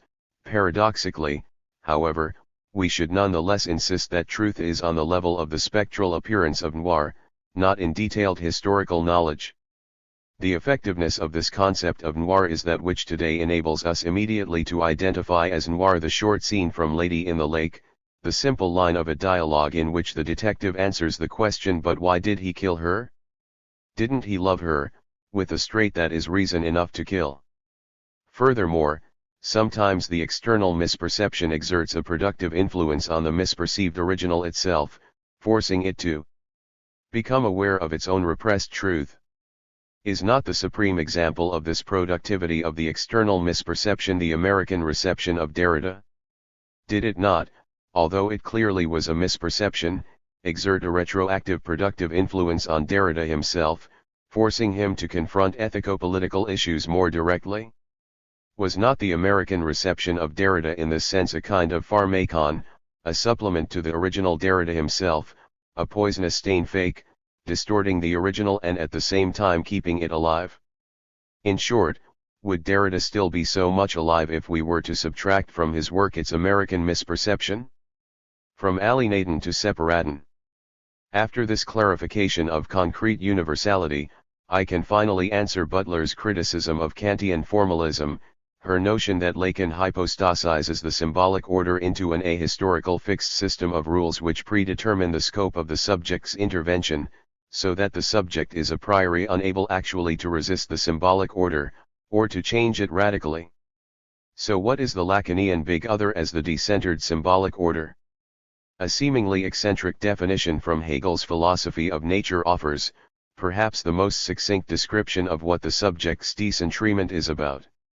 Let us again approach this via die Walküre, in which Wotan, the supreme god, is split between his respect for the sacred link of marriage and his admiration for the power of free love, when the brave Siegmund, after escaping with the beautiful Sieglind, wife of the cruel Hunding, has to confront Hunding in a duel. Brünnhilde violates Wotan's explicit order. In defense of her disobedience, Brünnhilde claims that by trying to help Siegmund, she has actually carried out Wotan's own disavowed true will. In a way she is nothing but this repressed part of Wotan, a part he had to 250 renounce when he decided to yield to Fricka's pressure. In a Jungian reading, one could thus claim that Fricka and Brünnhilde merely externalize different libidinal components of his personality. Fricka, as the defender of the orderly family life, stands for his superego, while Brünnhilde, with her passionate advocacy of free love, stands for Wotan's unconstrained love passion. For Lacan, however, it is already going too far to say that Fricka and Brünnhilde externalize different components of Wotan's psyche. The subject's decentrement is original and constitutive. I am from the very outset outside myself, a bricolage of external components. Wotan does not merely project his superego in Fricka, Fricka is his superego, just as Hegel claims that a plant is an animal that has its intestines outside its body, in the form of its roots embedded in the earth. So, if a plant is an animal with its intestines exterior to itself, and if, in consequence, an animal is a plant with its roots within itself, then a human being is biologically an animal, but spiritually a plant, in need of firm roots. Is not the symbolic order a kind of spiritual intestine of the human animal outside itself, the spiritual substance of my being, the roots from which I draw my spiritual food, are outside myself, embodied in the decentered symbolic order? This fact that, spiritually, man remains an animal, rooted in an external substance, accounts for the impossible New Age dream of turning man into a true spiritual animal, floating freely in spiritual space, without any need for substantial roots outside himself. So what is decentrement? When Woody Allen made a series of public appearances before journalists in the wake of his scandalous separation from Mia Farrow, he acted in real life exactly like neurotic and insecure male characters in his films. So should we conclude that he put himself in his films? The main male characters in his films are half-concealed self-portraits? No. The conclusion to be drawn is exactly the opposite. In real life, Woody Allen identified with and copied a certain model that he elaborates in his films, that is to say, it is real life that imitates symbolic patterns expressed at their purest in art. However, the big other is not simply the decentered symbolic substance, the further crucial feature is that this substance is, in its turn, again, subjectivized, experienced as the subject supposed to know, the other of the subject, the guarantee of the consistency of the field of knowledge. As such, the subject supposed to know is often embodied in a concrete individual, not only God himself, but even some quasi-empirical figure. Let us recall this well-known passage from Heidegger. Recently I got a second invitation to teach at the University of Berlin. On that occasion I left Freiburg and withdrew to the Ca-Bin. I listened to what the mountains and the forest and the farmlands were saying, and I went to see an old friend of mine, a 75-year-old farmer. He had read about the call to Berlin in the newspaper. What would he say? Slowly he fixed the sure gaze of his clear eyes on mine, and keeping his mouth tightly shut, he thoughtfully put his faithful hand on my shoulder. Ever so slightly he shook his head. That meant, absolutely number 34. Here we have it all, the uncorrupted/experienced old farmer as the subject supposed to know who, with his barely perceptible gesture, a prolongation of the whisper of the mountains and the forest, provides the definitive answer. On a different level, did not a reference to the judgment of an authentic member of the working class play the same role in some versions of Marxism-Leninism? And is it not true that even today, multiculturalist politically correct discourse attributes the same authentic stance of the one supposed to know to some privileged figure of the other? Even deprived of this supposed knowledge, the quasi-empirical embodiment of the big other is a person elevated into the ideal witness to whom one speaks and whom one endeavors to fascinate. Is not this function of the big other discernible in a strange feature of the majority of James Bond films? After the big criminal captures Bond, instead of killing Bond immediately, he keeps him alive, and even gives him a kind of quick inspection tour of his enterprise, explaining the big coup he is planning to execute in the next hour. It is, of course, this very need for a witness to whom the operation should be explained that costs the big criminal dearly. This delay gives Bond the chance to spot a weakness in his enemy and strike back at the last minute. This big other as the point of transference is central to the very definition of the psychoanalytic notion of interpretation. Freud's introductory example in his interpretation of dreams is the reading of his own dream about Irma's injection dream. What is the ultimate meaning of this dream? Freud himself focuses on the dream thought, on his superficial wish to obliterate his responsibility for the failure of his treatment of Irma. In Lacanian terms, this wish clearly belongs to the domain of the imaginary. Furthermore, Freud provides some hints about the real in this dream. The unconscious desire of the dream is that of Freud himself as the primordial father who wants to possess all the three women who appear in the dream. In his early seminar too, Lacan proposes a purely symbolic reading. The ultimate meaning of this dream is simply that there is a meaning, that there is a formula which guarantees the presence and consistency of meaning. 35 However, some recently published documents 36 clearly establish that the true focus of this dream was the transferential desire to save Fliess, Freud's close friend and collaborator who, at that time, was for him the subject supposed to know, from his responsibility and guilt. It was Fliess who botched up Irma's nose operation, and the dream's desire is to exculpate not the dreamer constitute the consistency of the big other. For that reason, fantasy and paranoia are inextricably linked. At its most elementary, paranoia is a belief in an other of the other, in another other who, hidden behind the other of the explicit social texture, programs the unforeseen effects of social life, and thus guarantees its consistency, beneath the chaos of the market, the degradation of morals, and so on, is the purposeful strategy of the Jewish plot. This paranoiac stance has acquired a further boost with today's digitalization of our daily lives, when our entire existence is progressively externalized, materialized in the big other of the computer network. It is easy to imagine an evil programmer erasing our digital identity, and thus depriving us of our social existence, turning us into non-persons.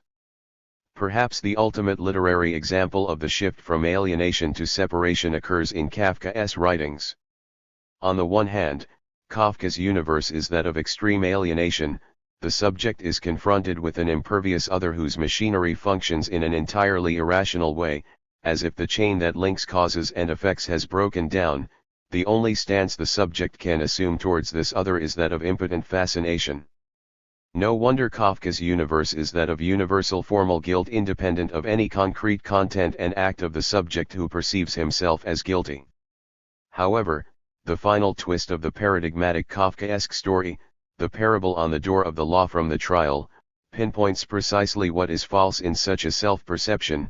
The subject failed to include himself in the scene, that is, to take into account how he was not merely an innocent bystander of the spectacle of the law, since the door was there only for him. The dialectical paradox is that since the subject's exclusion from the fascinating spectacle of the big other elevated the big other into an all-powerful transcendent agency that generates an a priori guilt, it is the very inclusion into the observed scene that allows the subject to achieve separation from the big other, to experience his subjective position as correlative to the big other's inconsistency/impotence/lack. In separation, the subject experiences how his own lack with regard to the big other is already the lack that affects the big other itself. This reference to separation allows me to counter the criticism according to which there is in Lacan a secret longing for the strong symbolic order/prohibition threatened by today's narcissistic disintegration. Does Lacan really envisage as the only solution to the recent deadlock the reassertion of some fundamental symbolic prohibition/law? Is this really the only alternative to the postmodern global psychotization of social life? It is true that the Lacan of the 1940s and 1950s does contain elements of such conservative cultural criticism. His constant EFF art from the 1960s onwards, however, is to break out of this framework, to expose the fraud of paternal authority. Furthermore, this reference to separation also allows us to answer Butler's point that the Lacanian big other, the symbolic order, forms a kind of Kantian a priori which cannot be undermined by the subject's intervention, since every resistance to it is doomed to perpetual defeat. The big other is unassailable only in so far as the subject entertains towards it a relationship of alienation, while separation precisely opens up the way for such an intervention. In terms of affects, the difference between alienation and separation equals the difference between Guilt and anxiety. The subject experiences guilt before the big other, while anxiety is a sign that the other itself is lacking, impotent. In short, guilt masks anxiety. In psychoanalysis, guilt is therefore a category which ultimately deceives, no less than its opposite, innocence. Despite its shocking and obviously unjust character, even the paradigmatic Stalinist remark apropos of the victims of political trials therefore contains a grain of truth. The ex-party cadres wrongfully condemned as traitors were guilty in a way, although not, of course, of the crimes of which they were explicitly accused. Their true guilt was a kind of meta-guilt, that is, it lay in the way they themselves participated in the creation of the system which rejected them, so that on some level, at least, their condemnation meant that they got from the system their own message in its inverted true form. Their guilt resided in their very assertion of innocence, which means that they thought more about their insignificant individual fate than about the larger historical interests of the party. What made them guilty was this form of abstract individuality which underlay their stubborn assertion of innocence. They were thus caught in a strange forced choice. If they admitted their guilt, they were guilty; if they insisted on their innocence, they were, in a way, even more guilty.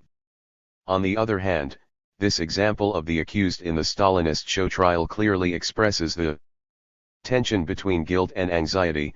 The party leaders needed the accused's confession of guilt in order to avoid the unbearable anxiety of having to admit that the big other does not exist, that the historical necessity of the progress to communism is an inconsistent phantasmic fake.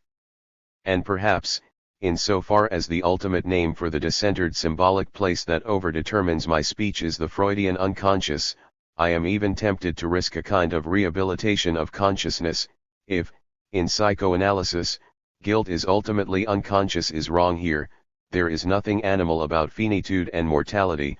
Only conscious beings are actually finite and mortal, that is, only they relate to their finitude as such. Awareness of one's own mortality is not one among many aspects of self-awareness, but its very zero level. In an analogy to Kant's notion that each consciousness of an object involves self-consciousness, each awareness involves an implicit awareness of one's own mortality and finitude. This awareness is then disavowed by the subject's unconscious disbelief in his or her mortality, so that the elementary model of I know very well, but, is perhaps the very model of self-awareness, I know very well that I am mortal, but nevertheless. 40. The usual psychiatrist's complaint is that the patient often accepts some traumatic fact on a purely intellectual level, while continuing to reject it emotionally, acting and behaving as if this fact were non-existent. VV had, however, if such a gap is constitutive of my consciousness, not just its secondary distortion? What if consciousness means that I am aware of some fact whose full effective impact is suspended? What if, in consequence, I can never consciously fully assume the place of my unconscious belief, of my fundamental fantasy? Insofar as, for Freud, anxiety is the universal affect that signals the primordial repression of the scene of incestuous jouissance, consciousness, in effect, equals anxiety, so when Butler asks the rhetorical question, why should we conceive of universality as an empty place which awaits its content in an anterior and subsequent event? Is it empty only because it has already disavowed or suppressed the content from which it emerges, and where is the trace of the disavowed in the formal structure that emerges? I fully endorse her implicit stance. My answer is, Lacan's primordial repression of das di.ng is precisely that which creates universality as an empty place, and the trace of the disavowed in the formal structure that emerges is what Lacan calls objet petit, the remainder of THIRD-WORLDISM within the symbolic order. This very necessity of the primordial repression shows clearly why one should distinguish between the exclusion of the real that opens up the empty place of the universal and the subsequent hegemonic struggles of different particular contents to occupy this empty place.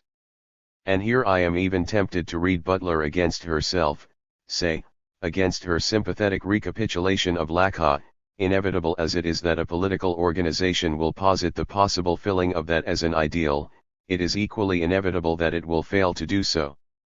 It is in endorsing this logic of the ideal to be endlessly approximated that I see the underlying Kantianism of both Butler and Laclau.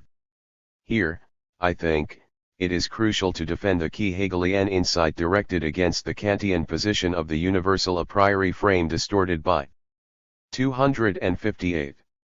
Empirical pathological conditions, in all its versions, including the Habermasian universal communicational a priori, it is not enough to posit a universal formal criterion and then to agree that, owing to contingent empirical distortions, reality will never fully rise to its level. The question is, rather, how, through what violent operation of exclusion/repression, does this universal frame itself emerge? With regard to the notion of hegemony, this means that it is not enough to assert the gap between the empty universal signifier and the particular signifiers that endeavor to fill its void. The question to be raised is, again, how, through what operation of exclusion, does this void itself emerge? For Lacan, this preceding loss is not the loss of a determinate object, but the loss which paradoxically precedes any lost object, so that each positive object that is elevated to the place of the thing in a way gi.vs body to the loss. What this means is that the Lacanian real, the bar of impossibility it stands for, does not primarily cross the subject, but the big other itself, the socio-symbolic substance that confronts the subject and in which the subject is embedded. In other words, far from signaling any kind of closure which constrains the scope of the subject's intervention in advance, the bar of the real is Lacan's way of asserting the terrifying abyss of the subject's ultimate and radical freedom, the freedom whose space is sustained by the other's inconsistency and lack. So, to conclude with Kierkegaard, to whom Laclau refers, the moment of decision is the moment of madness precisely in so far as there is no big other to provide the ultimate guarantee, the ontological cover for the subject's decision. Postponed, displaced, that it never occurs as such, on the contrary, it is that we are dealing with a belief we cannot get rid of, a belief which returns more and more strongly, and finally asserts itself in the readiness actually to kill oneself, obeying the order of a castrated leader. So, belief is thus real, impossible and, simultaneously, necessary, unavoidable. This excessive belief is our specifically postmodern form of inherent transgression. Contrary to appearances, in our allegedly cynical and reflective times it is more difficult than ever to be a true atheist. Dynamic conclusions. Judith Butler. This volume runs a certain risk, since it is not clear which of two projects it seeks to fulfill. On the one hand, it is an occasion for some practitioners of theory with convergent commitments to think together about the status of the political domain. On the other hand, it is an occasion on which each practitioner defends his or her position against the criticisms of the others, offers his or her own criticisms, distinguishes his or her position. There appears to be no easy way to resolve this tension, so perhaps the interesting question will become, is the irresolution that the text performs a particularly productive one? And how will we know whether or not it is productive? One clear benefit of such an exchange is that it not only raises the question of the status of theory within a radical democratic project, but suggests that theory, itself is not a monolithic term. It would be too bad, I think, if our efforts devolved into a point-by-point rejoinder to criticisms, while the status of universality, contingency, and hegemony somehow fell by the wayside. In my view, an understanding of radicalism, whether conceived as political or theoretical or both, requires an inquiry into the presuppositions of its own enterprise. In the case of theory, this radical interrogation must take as its object the transcendental form that theory sometimes takes. One might think that to ask, radically, after presuppositions is of necessity to enter into a transcendental activity, asking about 264. The generalized conditions of possibility according to which the field of knowable objects is constituted. But it seems to me that even this presupposition must be questioned, and that the form of this question ought not to be taken for granted. Although it has been said many times by now, it probably bears repeating, to question a form of activity or a conceptual terrain is not to banish or censor it, it is, for the duration, to suspend its ordinary play in order to ask after its constitution. I take it that this was the phenomenological transcription of Kant to be found in Husserl's notion of the epoche, and that it provided the important backdrop for Derrida's own procedure of placing a concept under erasure. I would only add, in the spirit of more recent forms of affirmative deconstruction, that a concept can be put under erasure and played at the same time that there is no reason, for instance, not to continue to interrogate and to use the concept of universality. There is, however, a hope that the critical interrogation of the term will condition a more effective use of it, especially considering the criticisms of its spurious formulations that have been rehearsed with great justification in recent years in post-colonial, feminist, and cultural studies. The commitment to radical interrogation means that there is no moment in which politics requires the cessation of theory, for that would be the moment in which politics posits certain premises as off-limits to interrogation, indeed, where it actively embraces the dogmatic as the condition of its own possibility. This would also be the moment in which such a politics sacrifices its claim to be critical, insisting on its own self-paralysis, paradoxically, as the condition of its own forward movement. Clearly, the fear of political paralysis is precisely what prompts the anti-theoretical animus in certain activist circles. Paradoxically, such positions require the paralysis of critical reflection in order to avoid the prospect of paralysis on the level of action. In other words, those who fear the retarding effects of theory do not want to think too hard about what it is they are doing, what kind of discourse they are using, for if they think too hard about what it is they are doing, they fear that they will no longer do it. In such instances, is it the fear that thinking will have no end, that it will never cease to coil back upon itself in infinite movements of circularity, and that limitless thinking will then have preempted action as the paradigmatic political gesture? If this is the fear, then it seems to rest upon the belief that critical reflection precedes political action, that the former sets out the plan for the latter, and the latter somehow follows the blueprint established by the former.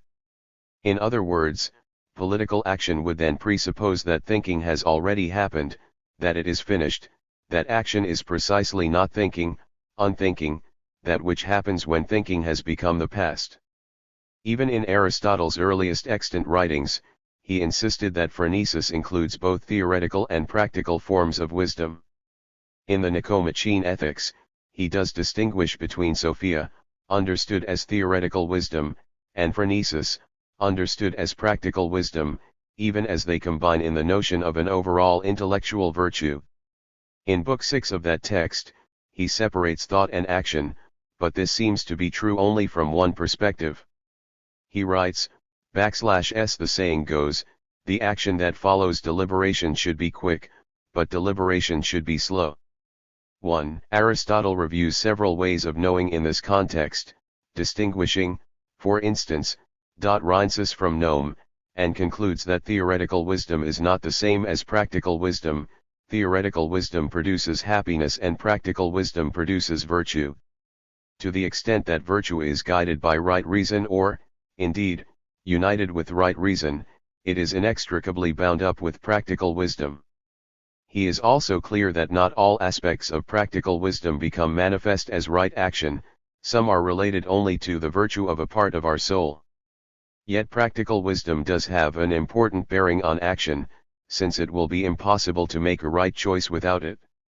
Indeed, choice or action that is unmoored from practical wisdom will, by definition, lack virtue. Virtue, in Aristotle's sense, is that which determines what the end of action should be, and practical wisdom is that which orientates our judgment and our action towards doing what is right. Action is not divorced from the knowledge by which it is conditioned, but is composed of that knowledge, and is the mobilization of knowledge as conduct. Indeed, the habitus that Aristotle attributes to the person who cultivates the practice of moral deliberation is one which implies that knowledge is embodied at the moment of action. When Aristotle claims that theoretical wisdom is not ordered by 266 practical wisdom, he means not only that each form of wisdom pursues different ends, but that theoretical wisdom must have a certain measure of autonomy from practical wisdom. To the extent that theoretical wisdom seeks true knowledge of the fundamental principles of reality, and constitutes the science of things as they really are, it is engaged in the practice of metaphysical reflection. Aristotle is thus clear that theoretical wisdom is not the same as politics. In explaining why we consider that philosophers such as Anaxagoras and Thales have theoretical rather than practical wisdom, he claims, they do not know what is advantageous to them, they know extraordinary, wonderful, difficult, and superhuman things, but their knowledge is called useless because the good they are seeking is not human. Whereas practical wisdom is distinguished by deliberation, theoretical wisdom lacks this quality. It is not orientated towards action or, indeed, towards any good attainable by action. I provide this excursus into Aristotle in order to pose the question of what kind of knowledge we are pursuing here. Ecobedo Laclau and Jean Talmouth have named the verso series in which this text appears phronesis, and this suggests that whatever theoretical work is provided under that rubric will have action as its implicit end. It seems important to note that Aristotle leaves us with a certain ambiguity. With the notion of practical wisdom, he introduces a kind of knowledge without which right political action is impossible. But with intellectual wisdom, he safeguards a certain kind of intellectual inquiry from the constraints imposed upon thought by the implicit or explicit reference to deliberation and action. Which kind of inquiry do we offer here? And does our own writing get caught up in this difficulty, re-elaborating its irresolution in contemporary terms? Do we perhaps know extraordinary, wonderful, difficult, and superhuman things, but are they, finally, useless? Moreover, is use the standard by which to judge theory's value to politics? In the foreword to his dissertation To Make the World Philosophical. 2. Marx notes that the very distinction between the philosophical, as a domain of pure thought, and the war idea, as that which is concrete and actualized, must be read symptomatically as a split produced by the conditions of the modern world. With a certain amount of naive enthusiasm, he writes against this division, announcing its collapse as both a psychological necessity and a political accomplishment. It is a psychological law that the theoretical mind, once liberated in itself, turns into practical energy, the practice of philosophy is itself theoretikar. By insisting that philosophy, even in its most theoretical aspects, is a practice, and that practice is theoretical, he at once returns theory to the sphere of action, and recasts action as an embodiment, or habituated form, of knowledge. Specifying the notion of critique and reflection in this early piece of writing, Marx clarifies that philosophy seeks to realize itself, to make the world adequate to its own idea, and that its realization is also its loss. For philosophy to realize itself would be for philosophy to lose its ideality, and that loss would constitute the death of philosophy itself. Thus, for philosophy to realize its own goals would be for philosophy to undo itself as philosophy. That to which philosophy is opposed is, on the one hand, the world which stands over and against it, as the realized stands to the unrealized. On the other hand, this very world is philosophy in its not yet realized form. It is, we might say, a realization that remains at a distance from the realization that philosophy seeks to be. This distance is the condition of criticality itself, an incommensurability which provides the ground for theory as a reflective and critical exercise.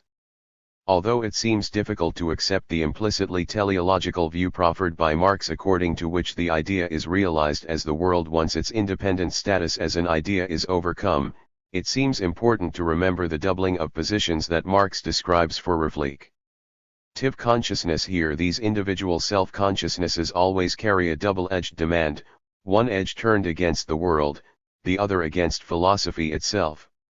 He continues, what in the thing itself appears as a relationship inverted in itself, appears in these self-consciousnesses as a double one, a demand and an action contradicting each other. To gain critical distance on the world in its givenness, there is a demand for philosophy, the demand of critical ity itself to refuse the given as the extent of the possible. And yet, to remake the world according to the idea that philosophy affords requires the dissolution of philosophy itself that is simultaneous with its realization. 268. Our contemporary situation is, however, even more confounded, since the value of realization has itself come into crisis. Marx's call for the realization of the ideal of radical equality, for instance, or the egalitarian distribution of wealth, was taken up by some Marxist states as a justification for imposing on populations certain kinds of economic plans that not only fortified the state as a centralized agency of regulation and control, but undercut basic principles of democracy. The call to action can be understood precisely as the strive to realize the ideal. The effort to retrieve and re-elaborate a radical democratic theory for our time therefore demands a critical relationship to realization itself. How ought such ideals to be realized, if they are to be realized? Through what means, and at what price? Do these ideals justify any and all means of implementation? To what extent has Marxism re-encountered the paradox of the terror that we considered in the context of Hegel's writing? How is it that the implementation or realization of the concept involves, or even requires, a certain violent imposition? What is the violence involved in the realization of the ideal? Moreover, what happens to our sense of futurity, and the futurity which is essential to democracy itself, understood as an open-ended process, one whose closure would be its death, whose realization, to recite Marx, would be its loss? So, it seems that the commitment to a conception of democracy which is futural, which remains unconstrained by teleology, and which is not commensurate with any of its realizations requires a different demand, one which defers realization permanently. Paradoxically but significantly for the notion of hegemony elaborated in these pages, and inaugurated by Laclau and Mauth's hegemony and socialist strategy, democracy is secured precisely through its resistance to realization. Now this may be a moment in which a self-defined activist ceases to read these pages, but I think that this insight is, in fact, part of the very practice of activism itself. This last formulation does not mean that there are no moments or events or institutional occasions in which goals are achieved, but only that whatever goals are achieved, democracy itself remains unachieved, that particular policy and legislative victories do not exhaust the practice of democracy, and that it is essential to this practice to remain, in some permanent way, unrealizable. This valorization of unrealizability can be found in several contemporary thinkers whose political sensibility is crafted in part from the resources of post-structuralism, and I have offered my critical questions about it in a separate essay. 3. One can see this argued in various ways by Drusilla Cornell, Homi Bhabha, Jacques Derrida, Gayatri Chakravorty Spivak, William Connolly, and Jean-Luc Nancy, not to mention my interlocutors in this volume. Although I have argued that unrealizability as a value can register and fortify a certain form of political pessimism, I return to it now to make a different point. I gather that the reason for preserving the ideality of democracy, its resistance to a full or final realization, is precisely to ward off its dissolution. Yet, even though I believe that Laclau, Zizek, and I agree on this most fundamental of points, we differ on how that ideality is to be understood, through what language or logic it is to be conceptualized. Moreover, what it means to function as a critica p intellectual involves maintaining a certain distance not, as Marx would have it, between the ideality of philosophy and the actuality of the world, but between the ideality of the ideal and the givenness of any of its modes of instantiation. It is my view that no a priori account of this incommensurability is going to suffice, since the a priori as a heuristic point of departure will have to come under radical scrutiny if it is not to function as a dogmatic moment in theory construction.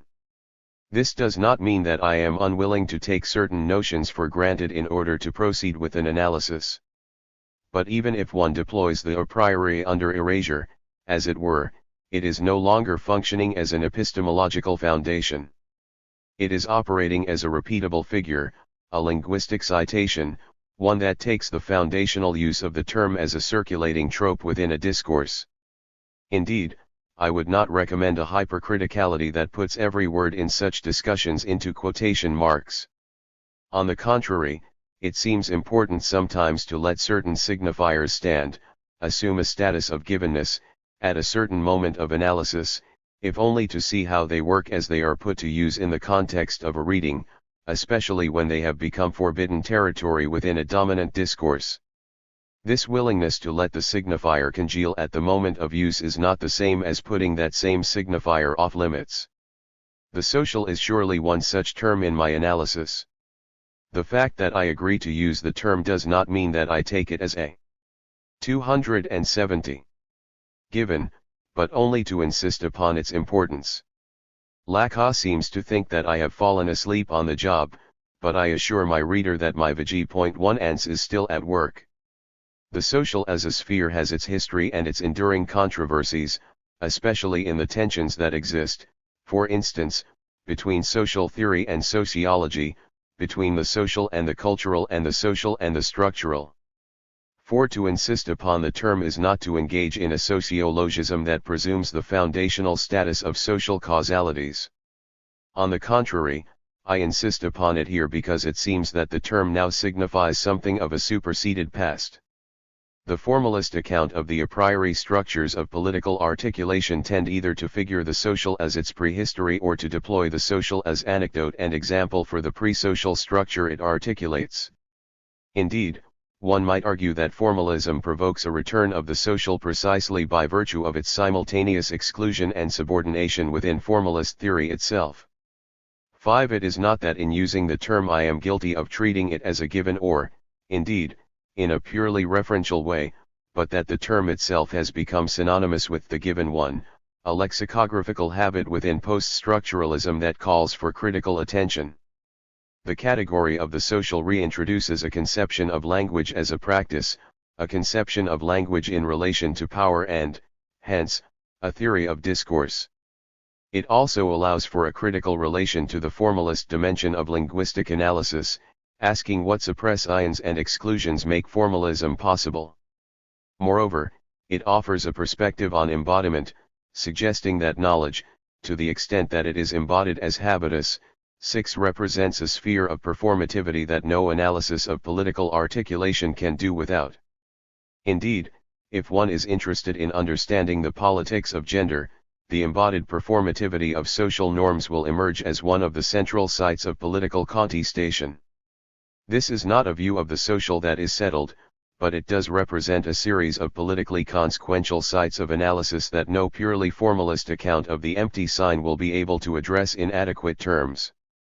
Moreover, if we take the point proffered by Wittgenstein that logic is not mimetically reproduced in the language we use, that the logically enumerated picture of the world does not correspond to the grammar of language, but, on the contrary, that grammar induces logic itself, it becomes necessary to return logical relations to the linguistic practices by which they are engendered. Thus, even if Laclau is able to establish something logically contradictory about my position, he remains within the unexamined sphere of logical relations, separating logic from linguistic practice, and so failing to engage the fundamental terms of disagreement between us. Although Laclau engages at length in a discursive disputation of my criticism, I think it is best not to respond on a point-by-point basis. I think that his description of my criticism as part of a war machine attributes to me a certain aggression which I do not mean to embody, and I think that as a result, much of what he produces by way of argument is more war tactic than clear argument. It is, I believe, nonsensical to claim, for instance, that I do not see a value in the positivization of negation. My view on the place of the unspeakable and unrepresentable within the social and discursive field refutes that. Neither have I ever claimed that language is pre-social. And I certainly agree with the claim that the analysis of what constitutes a context is an important and necessary question. I do not think contexts are given, and I have argued against that in my work for more than a decade. So I hope I will be forgiven if I fail, as I endeavor to do, to respond to criticisms that are more exuberant than philosophically sound. What I do hope to do, however, is to insist that we do have an important debate among us about how to grasp the dynamism of hegemonic re-articulation.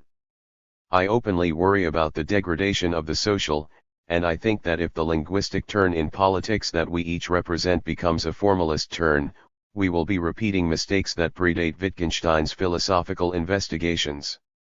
I agree, for instance, that one of the key questions to be asked is whether concrete societies, out of movements inherent to their very concreteness, tend to generate signifiers which are tendentially empty, but Laclau and I disagree on how best to think that emptiness. For him, it is a generalized emptiness which can be derived from a theory of the sign. I am less certain that the sign ought to be the unit of analysis, and ask whether the sign must itself be resituated within discursive practices. Moreover, I understand the negative along different lines, and return to Hegel to think negativity as part of the problem of historicity. 272. My thought in my first contribution here was to rely on Hegel to call into question this kind of formalism, but Zizek rejoins that Hegel shows us how theorization itself is prompted by something, which cannot be fully grasped within the terms of theory, and he proceeds to offer the real as the way to refer to this motivating X. Thus his view produces a quandary for me, for it is unclear how best to include Hegel in the task which we share. The interesting irony is that for Zizek, the turn to Hegel offers a theory of reflexivity that is transcendental in its scope, even as transcendentality now indicates, through the figure of extimate, a radical gap or fissure within its structure. So it seems important to recognize that this is not traditional transcendentality at work in Zizek's theory. If formalism is disrupted by a radical gap or fissure within its structure, is this a gap or negation that remains in a relation to that which is fissured by its presence? In other words, is this a determinate negation of some sort, one which is defined by precisely what it negates? Or is it, as I think Zizek would insist, an indeterminate negation, an originary power of negation, one might say, which forms the condition and constitutive principle of every object constituted within its field? To read this negativity as indeterminate, as I believe the doctrine of the real requires, is thus quite different from reading H as determinate. The latter view alone lets us ask why and how certain kinds of unspeakabilities structure the discourses that they do. I fear that my interlocutors will consider this an economy class interpretation, but it seems important to be able to ask after the foreclosed and unspeakable as the asystematic condition of a particular operation of discourse. This seems especially true of formal discourses which refuse to acknowledge their grounding in non-formalizable practices. 7. But perhaps the political project of hegemony has diverged over time. I still wonder how one might proceed with the radical interrogation of what Laclau terms new social movements, and I would be reluctant to identify that task with the transcendental analysis of the a priori conditions of political articulation itself. It still seems to me to be quite difficult to read social movements, what interpretative practice is necessary, especially when those movements may not be indisputably new, when there is a question of whether they share a structure, and how any common structure or common constituting condition can be known. From what vantage point does that common condition come into view, if it does, and what role does the vantage point play in framing and constituting the interpretative object in question?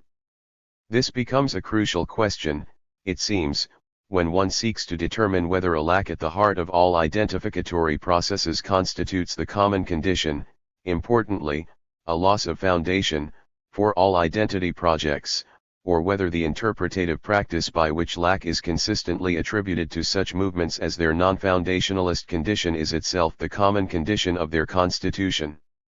The question itself reveals a hermeneutic dimension to the task of reading social movements that cannot, it seems, be avoided.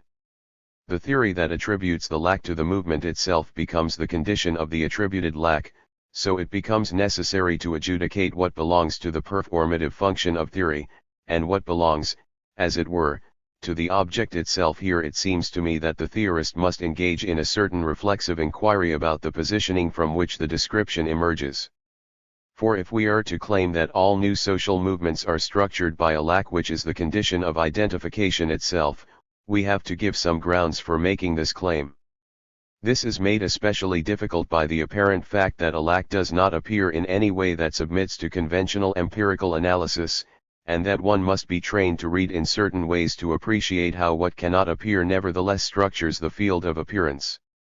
Moreover, since structure is also not obvious to the naked eye, even under the most highly bracketed of conditions, something other than confident positing has to take place. The claim to structure would also seem not to be inferential in any usual sense. After all, the process by which Laclau and Mauve proceeded in their influential hegemony and socialist strategy was not to analyze social movements in their specificity and then to derive certain common elements about them on the basis of a prior empirical study. Similarly, if not more emphatically, Zizek's procedure is to show how certain contemporary political formations, utterances, slogans, and claims are illustrative of a logic that exceeds the instances of their exemplification. The particular political instance reflects a structure that is prior to 274. Politics itself, or, perhaps more appropriately, constitutes the transcendental condition of the political field. I trust that it is fair to say that one function of theory for both Laclau and Zizek is to lay out the a priori conditions for political articulation itself. And whereas I question this particular mobilization of Kant for this purpose, I do not therefore claim that the proper point of departure is a posteriori. The Kantian alternatives, I would suggest, do not need to frame the discussion here. 8. I am not suggesting that these analyses ought to have begun with the givenness of the empirical, since I am in agreement with them that any effort at empirical description takes place within a theoretically delimited sphere, and that empirical analysis in general cannot offer a persuasive explanation of its own constitution as a field of inquiry. In this sense, I agree that theory operates on the very level at which the object of inquiry is defined and delimited, and that there is no givenness of the object which is not given within an interpretative field, given to theory, as it were, as the condition of its own appearance and legibility. Indeed, my task here is to suggest that the formulation of this debate would be profoundly misguided were we to conclude that the analysis of hegemony begins either with an empirical description or with a transcendental one. This way of polarizing the debate is both unnecessary and restrictive, and it would, most importantly, reproduce a binary that excludes the critical deployment of theory in ways that refuse precisely both alternatives. Indeed, we might read the state of debate in which the a priori is consistently counterposed to the a posteriori as a symptom to be read, one that suggests something about the foreclosure of the conceptual field, its restriction to tired binary oppositions, one that is ready for a new opening. This problem emerges again in Zizek's second contribution, when he voices his concern that a rejection of the category of the real necessarily culminates in empiricism. I take the point, put forward by Zizek and Laclau alike, that it does not do justice to their positions to contrast an ahistorical account of the symbolic to a historicized notion of discourse, but I am not fully convinced that the way to undermine that opposition is through positing the ahistorical as the internal condition of the historical. Zizek writes, the opposition between an ahistorical bar of the real and thoroughly contingent historicity is a false one. It is the very ahistorical bar as the internal limit of the process of symbolization that sustains the space of historicity. Perhaps I should not take the figure of a space of historicity too literally, but it does seem striking that the figure selected to present temporality would be one that contains and denies it. Moreover, it seems that the opposition is not precisely overcome, but installed as the internal feature of any and all historicization. Thus, in this view, at the heart or in the kernel of all historicity is the ahistorical. Zizek offers two other dialectical inversions of a set of oppositions that he understands me to have made, and it seems worthwhile to consider them both, since what will probably appear is the distance between and proximity of our positions. In the first instance, he claims that the concept of universality emerges as the consequence of the fact that each particular culture is precisely never and for a priori reasons simply particular, but has always already in itself crossed the linguistic borders it claims. I would agree with this proposition in the following sense: there is no self-identity to any particular culture, and any culture which is fenced off from others under the name of cultural autonomy is subverted in part by the crossing of cultures that happens at its border, if not elsewhere. So yes, every particular culture has always already crossed over the border into another one, and this very crossing is essential to, I am less sure that the universality is secured for a priori reasons.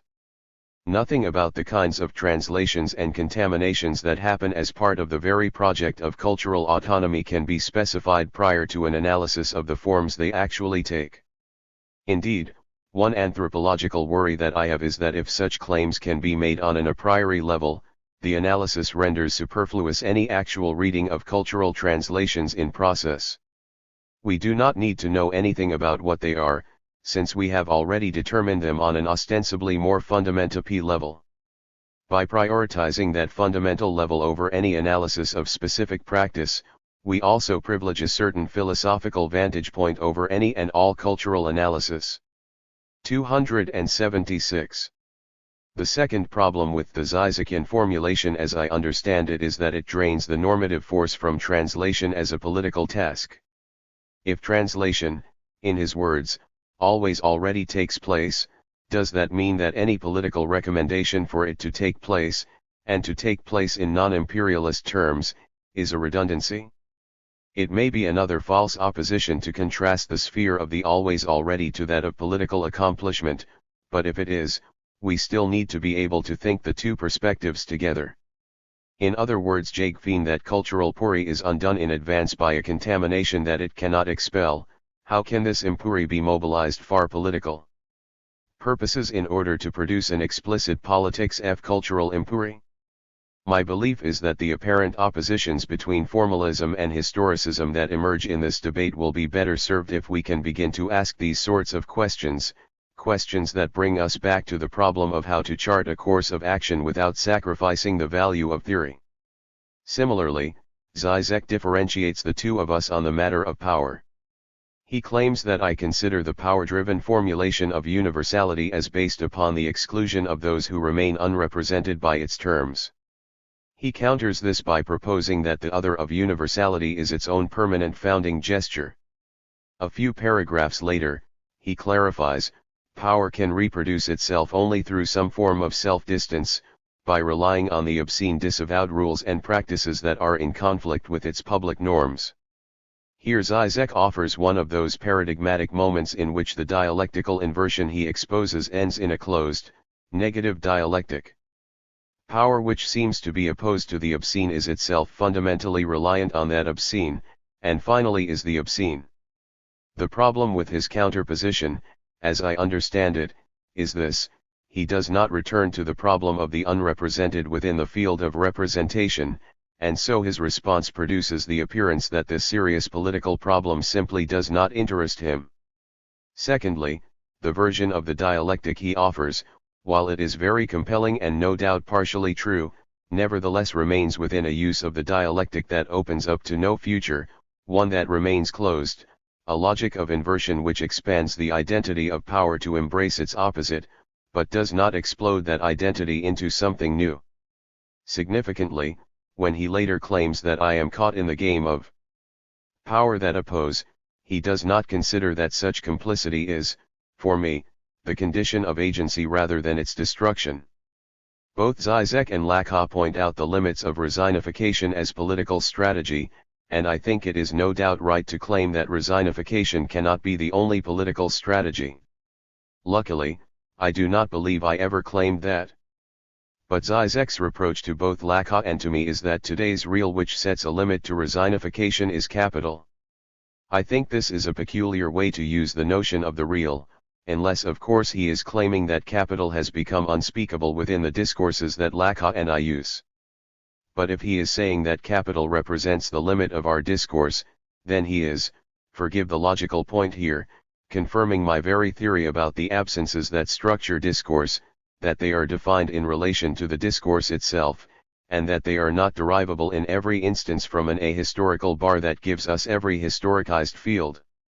Setting his Butlerian use of the real aside, however, Zizek makes a good point, that a critique of the market economy is not found in these pages.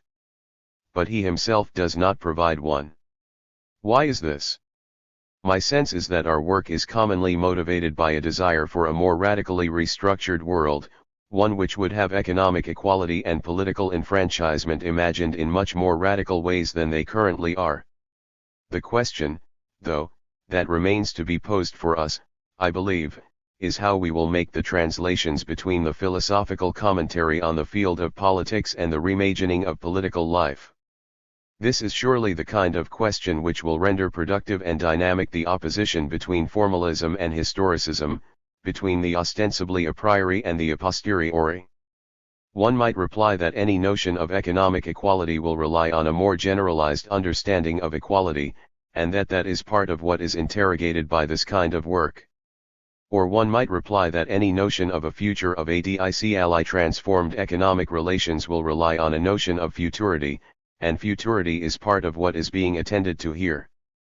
But such responses go only part of the distance in answering the question that is posed.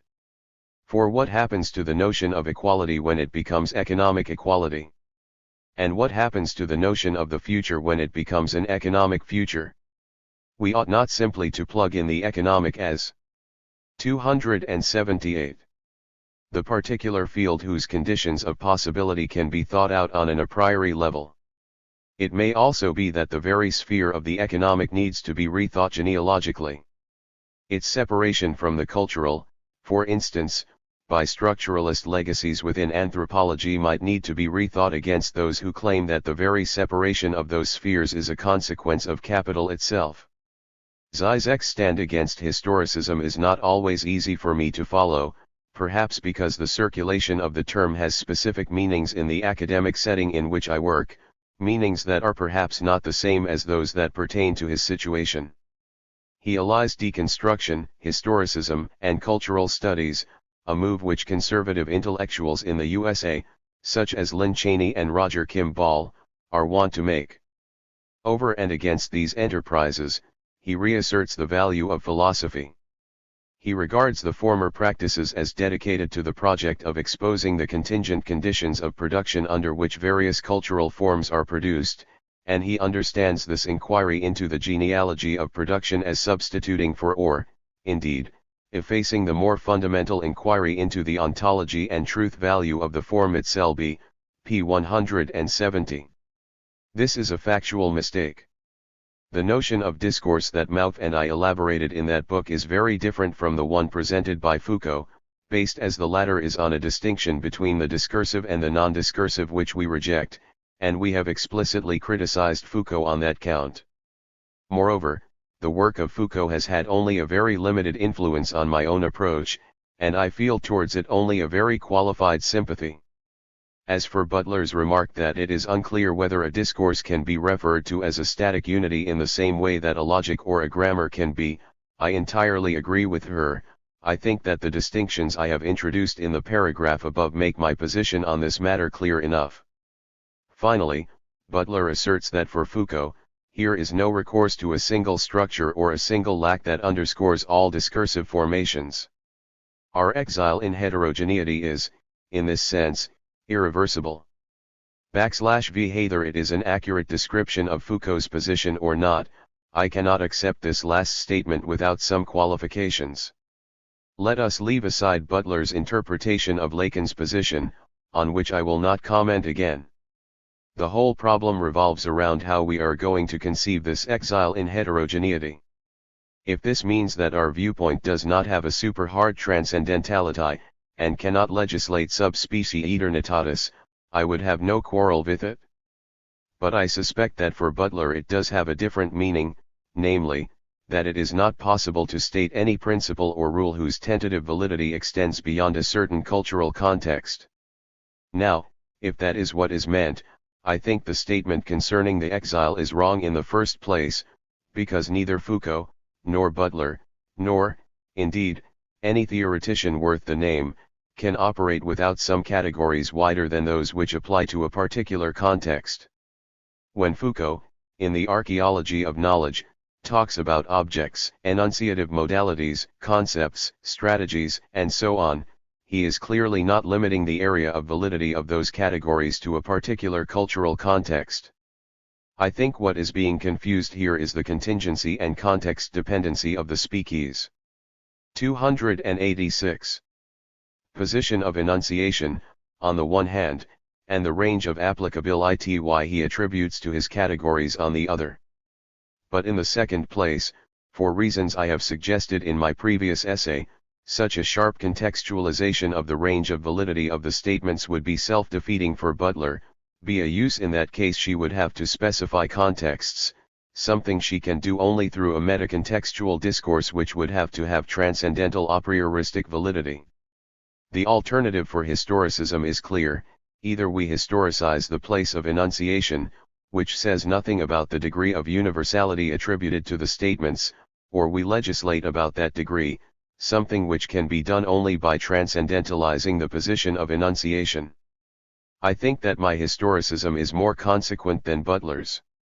Two intellectuals. Butler, after quoting me to the effect that a contingent universality constitutively requires political mediation and relations of representation, adds that his last not only necessitates the role of the intellectual as a mediating link, but specifies that role as one of logical analysis. Later she adds, I do not believe that the intellectual can be at a radical distance from such movements, although I am not sure I can return to Gramsci's notion of the organic intellectual, much as I respect the contemporary circulation of that model in the work and in the person of Angela Davis. But I am party to it in this respect. I do not think that the role of the intellectual is to take new social movements as objects of intellectual inquiry, and derive from them the logical features of their claim-making exercises, without actually studying the claims themselves to see whether the logic in question suit the phenomena at hand. This passage not only shows an astonishing misunderstanding of my position, but also suggests that Butler has not really grasped the meaning of organic intellectual in Gramsci. Let us start with Gramsci.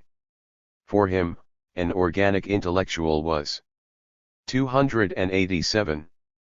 Anything but a logical analyst of concepts. It was somebody engaged in the practice of articulation as the essential component in the construction of the hegemony of a group, union organizers, technicians of different sorts, journalists and others were, for Gramsci, organic intellectuals, and he counterposed them to the traditional great intellectuals. The question of the status of intellectuals had been very much discussed in the Second International, especially in Austro-Marxism, where Adler wrote a book on socialism and the intellectuals which broke with the sociologism of Koski on this matter and advanced positions which, to some extent, anticipated Gramsci. The problem they mostly addressed was the following: socialism did not emerge spontaneously from the working class, but had to be introduced there by the socialist intellectuals. The main theoretical difficulty was this: how to keep a class perspective, given that most socialist intellectuals came from the petty bourgeoisie. The question of the intellectuals was, in fact, one of the first, together with nationalism, in which class reductionism found its limits within Marxist theorization. The situation was not, however, overdramatic, because most Marxists expected the formation of the revolutionary subject to be the result of the inexorable laws of capitalist development, and so the intellectual/ideological mediation, though certainly not negligible, was conceived of as rather limited in its area of possible effects. But for Gramsci, the situation was altogether different. For him, the construction of a hegemonic collective will depends on political initiatives that are not the necessary effect of any infrastructural laws of movement. In that sense, the scope of the contingent political construction was greatly widened. This on the one hand increased, as a result, the role of the intellectual function in the construction of hegemony; on the other, it led to the impossibility of restricting that function to the group or caste with which the intellectuals had traditionally been identified. This widened conception of the intellectual, which, as I have said, now comprised people such as union organizers, technicians, journalists, and others, to whom we could easily add today other groups like social workers, filmmakers, consciousness-raising groups, etc. Gramsci called organic intellectuals. 288. It is this widened notion of the intellectual role in the construction of hegemony that I had in mind when I wrote about a contingent universality which requires political mediation and relations of representation. Of course, I never wrote anything so ludicrous as that the role of this intellectual mediation is one of logical analysis. I actually challenge my friend Judith to find in my work a single sentence in which I assert something which remotely approaches such absurdity. How I conceive my political role as a philosopher is a different matter. The characterization of my approach in this field as logical analysis of concepts, which would transform me into some sort of logical positivist, would also be a misrepresentation, but it is true that in my work I have dealt extensively with the rhetorical and discursive devices through which contingently articulated social relations become naturalized in order to legitimize relations of power. This task is, of course, far away from a mere logical analysis of concepts in the analytic philosophical tradition, and I am prepared to defend its intellectual and political relevance. I would even ask, is it not also a central component of Judith Butler's intellectual project? Butler raises several other points in relation to my approach on which I would like to comment, but as these do not involve any misunderstanding on her part, and I see them as highly relevant and interesting and also quite easy to integrate into my model concerning the relation between universality and particularity, I will address them later, when I discuss the latter. I move now to those of Zizek's critical points with which I want to take issue. 1. On Horizons, Zizek calls the reader's attention to the fact that Butler, as well as Laclau, in their criticism of the old essentialist Marxism, nonetheless silently accept a set of premises. They never put in question the fundamentals of the capitalist market economy and of the liberal democratic political regime. They never envisage the possibility of a THIRD-WORLDISM different economico-political regime. In this way, 289. They fully participate in the abandonment of these questions by the postmodern left. All the changes they propose are changes within this economico-political regime. The reader must excuse me for smiling at the naive self-complacence this RR revolutionary passage reflects. For if Butler and I are not envisaging the possibility of a thoroughly different economico-political regime, Zizek is not doing so either. In his previous essay, Zizek had told us that he wanted to overthrow capitalism. Now we are served notice that he also wants to do away with liberal democratic regimes, to be replaced, it is true, by a thoroughly different regime which he does not have the courtesy of letting us know anything about. One can only guess. Now, apart from capitalist society and the parallelograms of Mr. Owen, Zizek does actually know a third type of socio-political arrangement, the communist bureaucratic regimes of Eastern Europe under which he lived. Is that what he has in mind? Does he want to replace liberal democracy by a one-party political system, to undermine the division of powers, to impose the censorship of the press? Zizek belongs to a liberal party in Slovenia, and was its presidential candidate in the first elections after the end of communism. Did he tell the Slovenian voters that his aim was to abolish liberal democracy, a regime which was slowly and painfully established after protracted liberalization campaigns in the I-980s, in which Zizek himself was very active? And if what he has in mind is something entirely different, he has the elementary intellectual and political duty to let us know what it is. Hitler and Mussolini also abolished liberal democratic political regimes and replaced them by thoroughly different ones. Only if that explanation is made available will we be able to start talking politics, and abandon the theological terrain. Before that, I cannot even know what Zizek is talking about, and the more this exchange progresses, the more suspicious I become that Zizek himself does not know either. All this brings me close to the conclusion, which was by no means evident to me when we started this dialogue, that Zizek's thought is not organized around a truly political reflection but is, rather, a psychoanalytic discourse which draws its examples from the politico-ideological field. In that sense, I agree with Butler when she asserts, apropos of Zizek, that 290. In his discourse he examples function in a mode of allegory that presumes the separability of the illustrative example from the content it seeks to illuminate. It is certainly true that in the process of doing so too Zizek makes a myriad of insightful remarks which throw light on the structuration of the politico-ideological field, and, a fortiori, show the fruitfulness of psychoanalysis for political thought, but this is a far cry from the elaboration of a political perspective which, if it is truly one, has to be centered in a strategic reflection. I can discuss politics with Butler because she talks about the real world, about strategic problems people encounter in their actual struggles, but with Zizek it is not possible even to start to do so. The only thing one gets from him are injunctions to overthrow capitalism or to abolish liberal democracy, which have no meaning at all. Furthermore, his way of dealing with Marxist categories consists in inscribing them in a semi-metaphysical horizon which, if it were accepted, a rather unlikely event, would put the agenda of the left back 50 years. Let me give a few examples.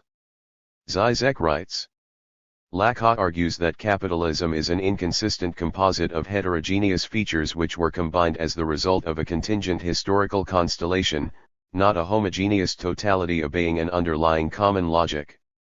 My answer to this is the reference to the Hegelian logic of retroactive reversal of contingency into necessity. Functions as a neutral conceptual tool for accounting for every ideological formation. If I understand Zizek correctly, he is not arguing that a theory ought not to be purely descriptive, his argument is that a purely descriptive theory is impossible. But then he cannot charge me with doing something which is actually impossible unless, of course, I had asserted that it is possible, in which case his critique should have taken the form of uncovering the hidden normative grounds of my descriptions. Here I reiterate a similar argument which I made above in relation to a criticism by Butler. There is no reason why a normative stance, which nil anyway construct facts and include descriptions, could not elaborate more abstract categories, generalizable to a plurality of situations. It is simply a non sequitur that the practico-normative roots of the descriptions limit the degree of universality of the categories derivable from them. Let us say that, in this respect, hegemony and socialist strategy was conceived, as the title itself suggests, as a reflection on strategy. The book starts with a consideration of the obstacles that classical Marxist strategy found in the Second International, in the face of developments of the capitalist system which went against Marx's predictions. Hegemony as a new category is presented as a response to these obstacles, and as an attempt to recover the socialist initiative on a changed historical terrain. And radical democracy should be conceived of in the same terms, as describing a political project which rethinks the hegemonic strategy in the new historical conditions of contemporary societies. Of course, once 295. One conceives of one's own project in terms of hegemony, one can also start using the category in a more general sense, as applicable to the practices of different social sectors and historical periods, just as a category such as mode of production could have emerged only in the conditions of modern capitalist production, but, once it has done so, there is no logical obstacle to expanding the use of the term to social formations that are very different from capitalism. What is wrong is to think, as Zizek does, that one starts from a neutral level of generality and then has to deduce from that level one's own political choices, a deduction which would, of course, be impossible. For the same reason, I think that the identical criticism he makes in the ticklish subject of some other theoreticians, Badiou, Balibar, Foucault, Rancière, is equally ill-conceived. A different criticism, however, which could legitimately be directed at my work is that in the passage from classical Marxism to hegemony, and from the latter to radical democracy, an enlargement of the addressees of the descriptive/normative project takes place, and that, as a result, a corresponding enlargement of the area of normative argumentation should have followed, while, in my work, this latter enlargement has not sufficiently advanced. In other words, in formulating a political project which addresses the new situation, the descriptive dimension has advanced more rapidly than the normative. I think this is a valid criticism, and I intend to restore the correct balance between the two dimensions in future works. But it is a very different criticism from the one Zizek formulates. 3. Hegel. I will be very brief on this point, for I have already elaborated on most of what I have to say, in my first piece. Concerning the retroactive reversal of contingency into necessity, I have explained why this move is insufficient to capture the working of hegemonic logics. As for Zizek's assertion that the split Laclau is talking about is already discernible in the Argeri fundamental Hegelian project itself, which is thoroughly ambiguous, well, I don't know if he is saying something so very different from what I said when, in my first essay, I argued that reason, in 296. Hegel is caught in a double movement. On the one hand, it tries to submit to itself the whole world of differences while, on the other, the latter reacts by subverting the workings of reason. In actual fact, Zizek's well-chosen reference to the dialectic of the beautiful soul is an excellent example of what I had in mind. The point on which I still disagree with him is that he transforms this ambiguity in the unilateralization of one of its two sides, and also that he does not take sufficiently into account that whenever Hegel makes his project explicit it is always, invariably, the panlogicist side that predominates. Let us just mention, among hundreds of examples which could be quoted, the characterization of the tasks of philosophy in the first chapter of the LCGFR, in the Encyclopedia. 3. The same applies to Butler. She argues, in her second piece, that the realm of Sittlichkeit should be considered as governed by thoroughly contingent variations, in opposition to the notion of the state. I would like to address two remarks to her. First, she cannot separate, without doing violence to the Hegelian text, the sphere of Sittlichkeit from the sphere of the state. They are chained to each other by necessary dialectical links. Second, if it is true that for Hegel, as she asserts, Hes norms do not take any necessary forms, for they not only succeed each other in time, but regularly come into crisis encounters which compel their re-articulation, the succession of cultures is still governed by a necessary dialectic that is fully graspable in world history. As in the case of Zizek, I do not object to the language games that Butler plays around Hegelian categories, so long as it is clear that, in playing them, she is clearly going beyond Hegel. Deconstructing classes.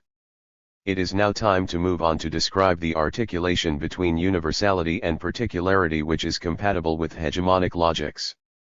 In order to do so, however, I want first to deal with the category of class, and with the way in which it has been present in the usual practice of many contemporary discourses. I will refer to two very frequent language games played with the term class. 297. 1. The first tries to retain the category, while making it compatible with the proliferation of identities linked to the new social movements. The usual practice here is to transform class into one more link in an enumerative chain. Thus we frequently find that when one is arguing about new identities and their specific demands, we find enumerations of the type, race, gender, ethnicity, etc., and class, and the "and" is usually stressed by an intonation of the voice, as if to say, "Don't forget the old chap." This satisfies the speaker, because she thinks she has found the square circle between the need to assert new identities and a certain ultimate Marxism that she does not want to abandon entirely. What the speaker does not realize is that what she has announced is something which is radically incompatible with the Marxist theory of classes. The Marxist notion of class cannot be incorporated into an enumerative chain of identities, simply because it is supposed to be the articulating core around which all identity is constituted. What do classes mean when this articulating function is lost, and they become part of a chain embracing a plurality of identities? Differences of wealth. Professional categories. Group belonging in terms of differential geographical areas. It is indeterminate. The term class, by becoming part of an enumerative chain, has lost its articulating role without acquiring any new precise meaning. We are dealing with something approaching the status of a floating signifier. 2. A second strategy in relation to classes consists in asserting what is commonly called the enlarged conception of the working class. I remember a conversation with a well-known American sociologist who told me that Marx's thesis about the increasing proletarianization of society had been verified, because today there are fewer self-employed people than there were in the 19th century, and the vast majority of the population receives wages/salaries. To my obvious question, in that case, for you, are bank managers members of the working class, he answered, well, no, wages should not be higher than a certain level. To successive similar questions he invariably answered by adding more descriptive sociological features until, in the end, I raised two questions to which he could give no proper answer. How do you know that these sets of 298 descriptive features come together in some actually existing social agents, even if you could point to empirical agents who would correspond to the identikit of the working class? Is not that very plurality of criteria showing already that the working class today is smaller than it was in the 19th century? As we can see, the specification of the criteria required to make the notion of an enlarged working class meaningful undermines that very notion. We should consider a couple of distinctive features of the two discursive strategies we have just mentioned. The first is that, in both, the notion of class has lost all intuitive content. The classical Marxist concept of class derived its verisimilitude from the fact that it established a correspondence between two levels, a formal structural analysis of the tendencies of capitalist society and of the social agents resulting from them, and an intuitive identification of those agents. Everybody knew who the workers, or the peasants, or the bourgeoisie were.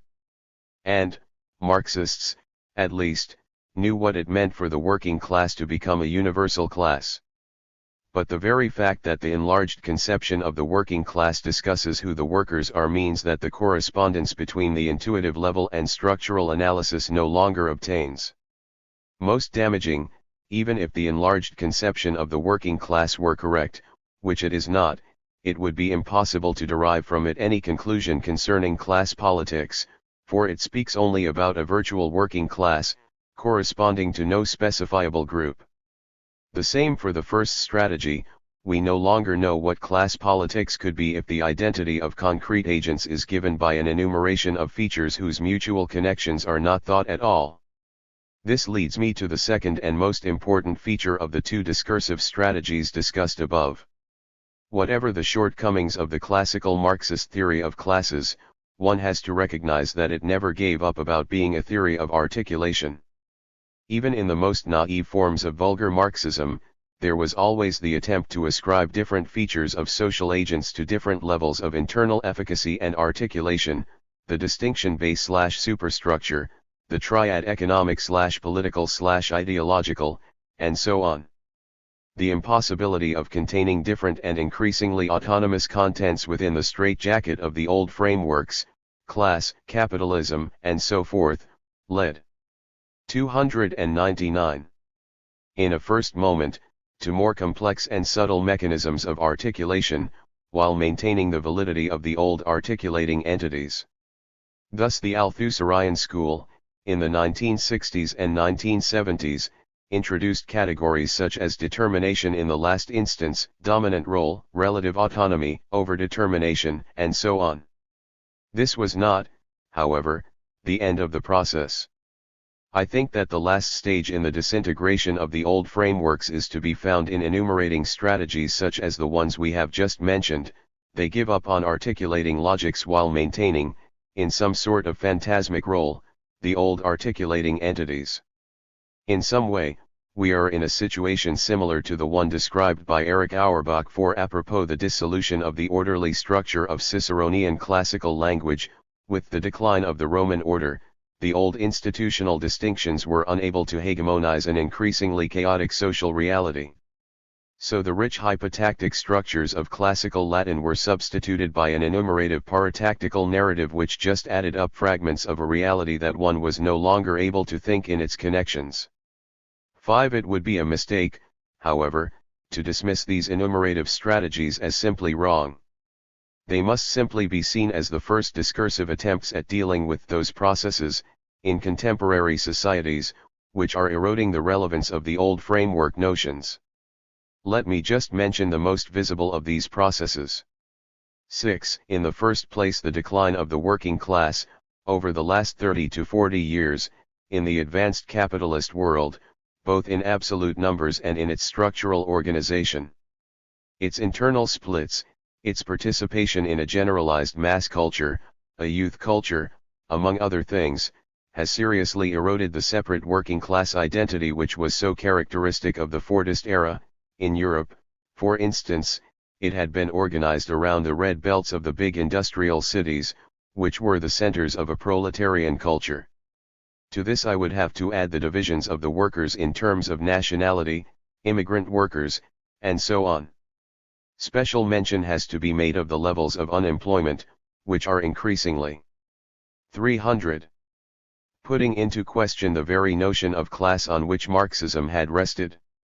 For Marxism, a certain level of unemployment was functional to capitalism insofar as the industrial reserve army was needed for the reconstitution of the level of profits required for capitalist accumulation.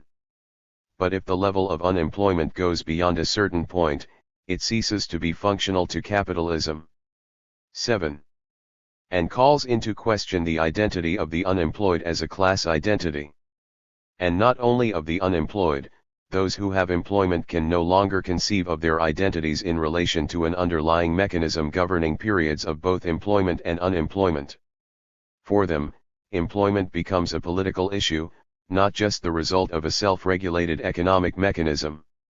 So the identities resulting from structural unemployment will be widely open to hegemonic constructions and re-articulations.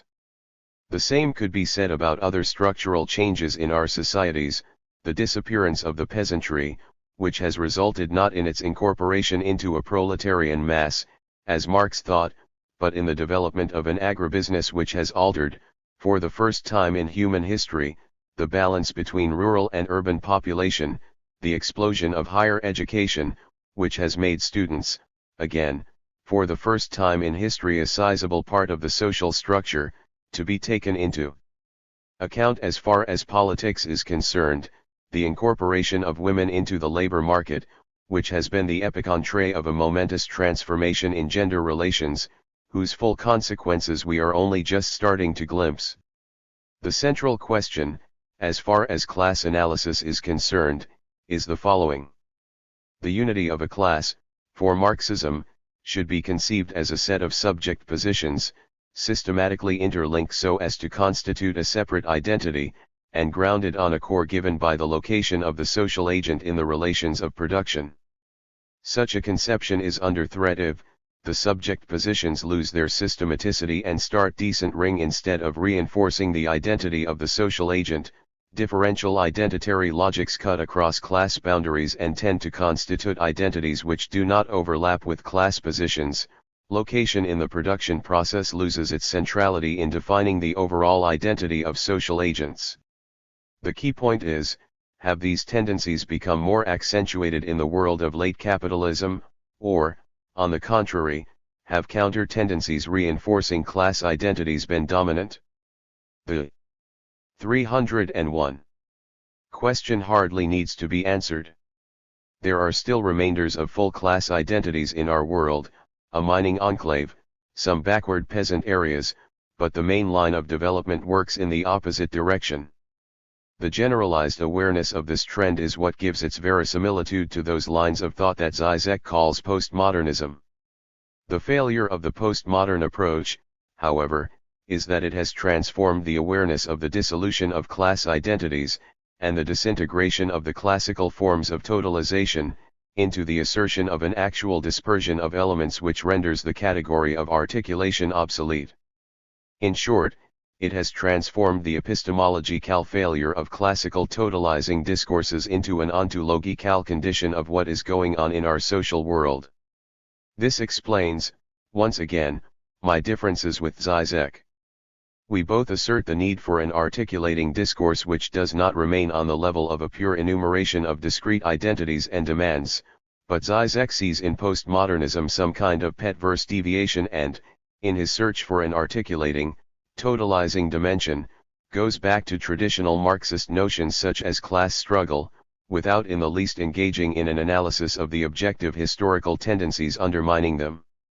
I, on the contrary, am ready to accept the challenge of postmodernism, and to try to retain the notion of articulating logics, while fully respecting the particularistic tendencies that the postmodern discourse has brought to light. How is this possible? This is the last issue that I want to deal with in the next and final section of this essay. Collective wills and social totalities. If we are going to succeed in our task, we must be very careful not to ground the articulating logics in anything external to the field of particularities. It has to be an articulation which operates out of the internal logic of the particularities themselves. Conversely, the emergence of the particular as such cannot result from an autonomous, self-induced movement, but has to be conceived of as one of the internal possibilities opened up by the articulating logic. To put it in other terms, universalism and particularism 302 are not two opposed notions, but have to be conceived, to go back for a moment to the metaphor of chess playing, as the two different moves which shape a hegemonic, articulating totality. So there is no room for conceiving totality as a frame within which hegemonic practices operate. The frame itself has to be constituted through hegemonic practices. And such practices are the locus of articulating logics. What, however, is an articulating logic? To explain it, I will present, in the first place, a simplified schema which will be made more complex in a second step. Let us take, as our starting point, the example of the formation of a collective will, inspired by Rosa Luxemburg, that we discussed at the beginning of Hegemony and Socialist Strategy. Its basic features are: in a situation of extreme oppression, the Tsarist regime, for instance, workers start a strike demanding higher wages. The demand is a particular one, but in the context of that repressive regime it is going to be seen as an anti-system activity. So the meaning of that demand is going to be split, from the very beginning, between its own particularity and a more universal dimension. It is this potentially more universal dimension that can inspire struggles for different demands in other sectors: students for the relaxation of discipline in educational establishments, liberal politicians for freedom of the press, and so on. Each of these demands is, in its particularity, unrelated to the others. What unites them is that they constitute between themselves a chain of equivalences insofar as all of them are bearers of an anti-system meaning. The presence of a frontier separating the oppressive regime from the rest of society is the very condition of the universalization of the demands via equivalences. However, the more extended the chain of equivalences, the more the need for a general equivalent representing the chain as a whole. The means of representation are, however, only the existing particularities. So one of them has to assume the representation of 303. The chain as a whole. This is the strictly hegemonic move. The body of one particularity assumes a function of universal representation. We can represent this set of relations through the following diagram. T. Where T stands for Tsarism, the horizontal line for the frontier separating the oppressive regime from the rest of society, the circles D. 1. D. 4. For the particular demands, split between a bottom semicircle representing the particularity of the demand and a top semicircle representing its anti-system meaning, which is what makes their equivalential relation possible. Finally D. 1. Above the equivalent circle stands for the general equivalent. We have to add one more possibility to the schema, that the oppressive regime engages itself in a hegemonic operation and attempts to absorb transformistically some of the oppositional demands. In this way, it can destabilize the frontier that separates it from the rest of society. The way to do this is to break the link between a particular demand and its equivalential relation with all the other demands. If the logicific equivalence universalizes the demands by making them all bearers of a meaning which transcends their particularities, the transformistic operation particularizes the demands by neutralizing their equivalential potential. This second logic, which is the strict opposite of the equivalential one, is what I call logic of difference. 304. All the preceding considerations show clearly why universality, for us, is the universality of an N1 tie signifier, for the only possible universality is the one constructed through an equivalential chain. The more extended this chain is, the less its general equivalent will be attached to any particularistic meaning. This universality, however, is neither formal nor abstract, for the condition of the tendentially empty character of the general equivalent is the increasing extension of a chain of equivalences between particularities. Emptiness, as a result, presupposes the concrete. Both because the general equivalent will be, at the same time, above the chain and inside it, and because the chain will include some equivalences but not others, the universality obtainable through equivalential logics will always be a universality contaminated by particularity. There is not, strictly speaking, a signifier which is truly empty, but one which is only tendentially so. With these considerations, we have determined three hegemonic operations: the logic of equivalence, its corollary, which is the assumption by a particularity of a function of universal representation, and the logic of difference, which separates the links of the equivalential chains. These three operations are what I have called articulatory logics. I now have to mention, there is space only to mention them, some other dimensions which make this model more complex. My previous analysis presupposed the presence of a clear-cut frontier separating an oppressive power from the rest of society, although I have already hinted that transformistic strategies can blur or destabilize that frontier. Nevertheless, it is clear that there is no undisturbed chain of equivalences without frontier. What happens, however, if this blurring of the frontiers becomes more general? Also, in what circumstances would that happen? I have mentioned before that the transformistic operation consisted in a particularizing logic based on breaking an equivalential chain. This, however, is only half of the truth. The other half is that the particularized element does not simply remain as purely particular, but enters into a different set of equivalences. So, strictly speaking, the moment of universality is never entirely absent. Butler expresses this very well when she writes. 305. In those cases where the universal loses its empty status and comes to represent an ethnically restrictive conception of community and citizenship, or becomes equated with certain organizations of kinship, or with certain racial identifications, then it is not just in the name of the excluded particulars that politicization occurs, but in the name of a different kind of universality. This is entirely correct. There is no politics of pure particularity. Even the most particularistic of demands will be made in terms of something transcending it. As, however, the moment of universality will be differently constructed in various discourses, we will have either a struggle between different conceptions of universality, or an extension of the equivalential logics to those very conceptions, so that a wider one is constructed, although we must realize that a remainder of particularity will always be ineradicable. The chains of equivalence are always disturbed, interrupted by other hegemonic interventions that construct meanings and identities through different equivalential chains. The meaning of the term woman, for instance, will be part of different equivalential chains in a feminist discourse and in those of the moral majority. There is an essential unfixity in the meaning attached to some contested signifiers as a result of the operation of a plurality of strategies in the same discursive space. If I have called the general equivalent unifying an undisturbed equivalential chain the EMP signifier, I will call the one whose emptiness results from the unfixity introduced by a plurality of discourses interrupting each other the floating signifier. In practice, both processes overdetermine each other, but it is important to keep the analytic distinction between them.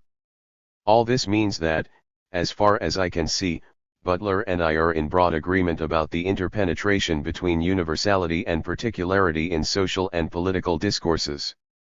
I want to conclude with a brief remark concerning the tasks of the 306 left, as I see them, in the context of contemporary politics.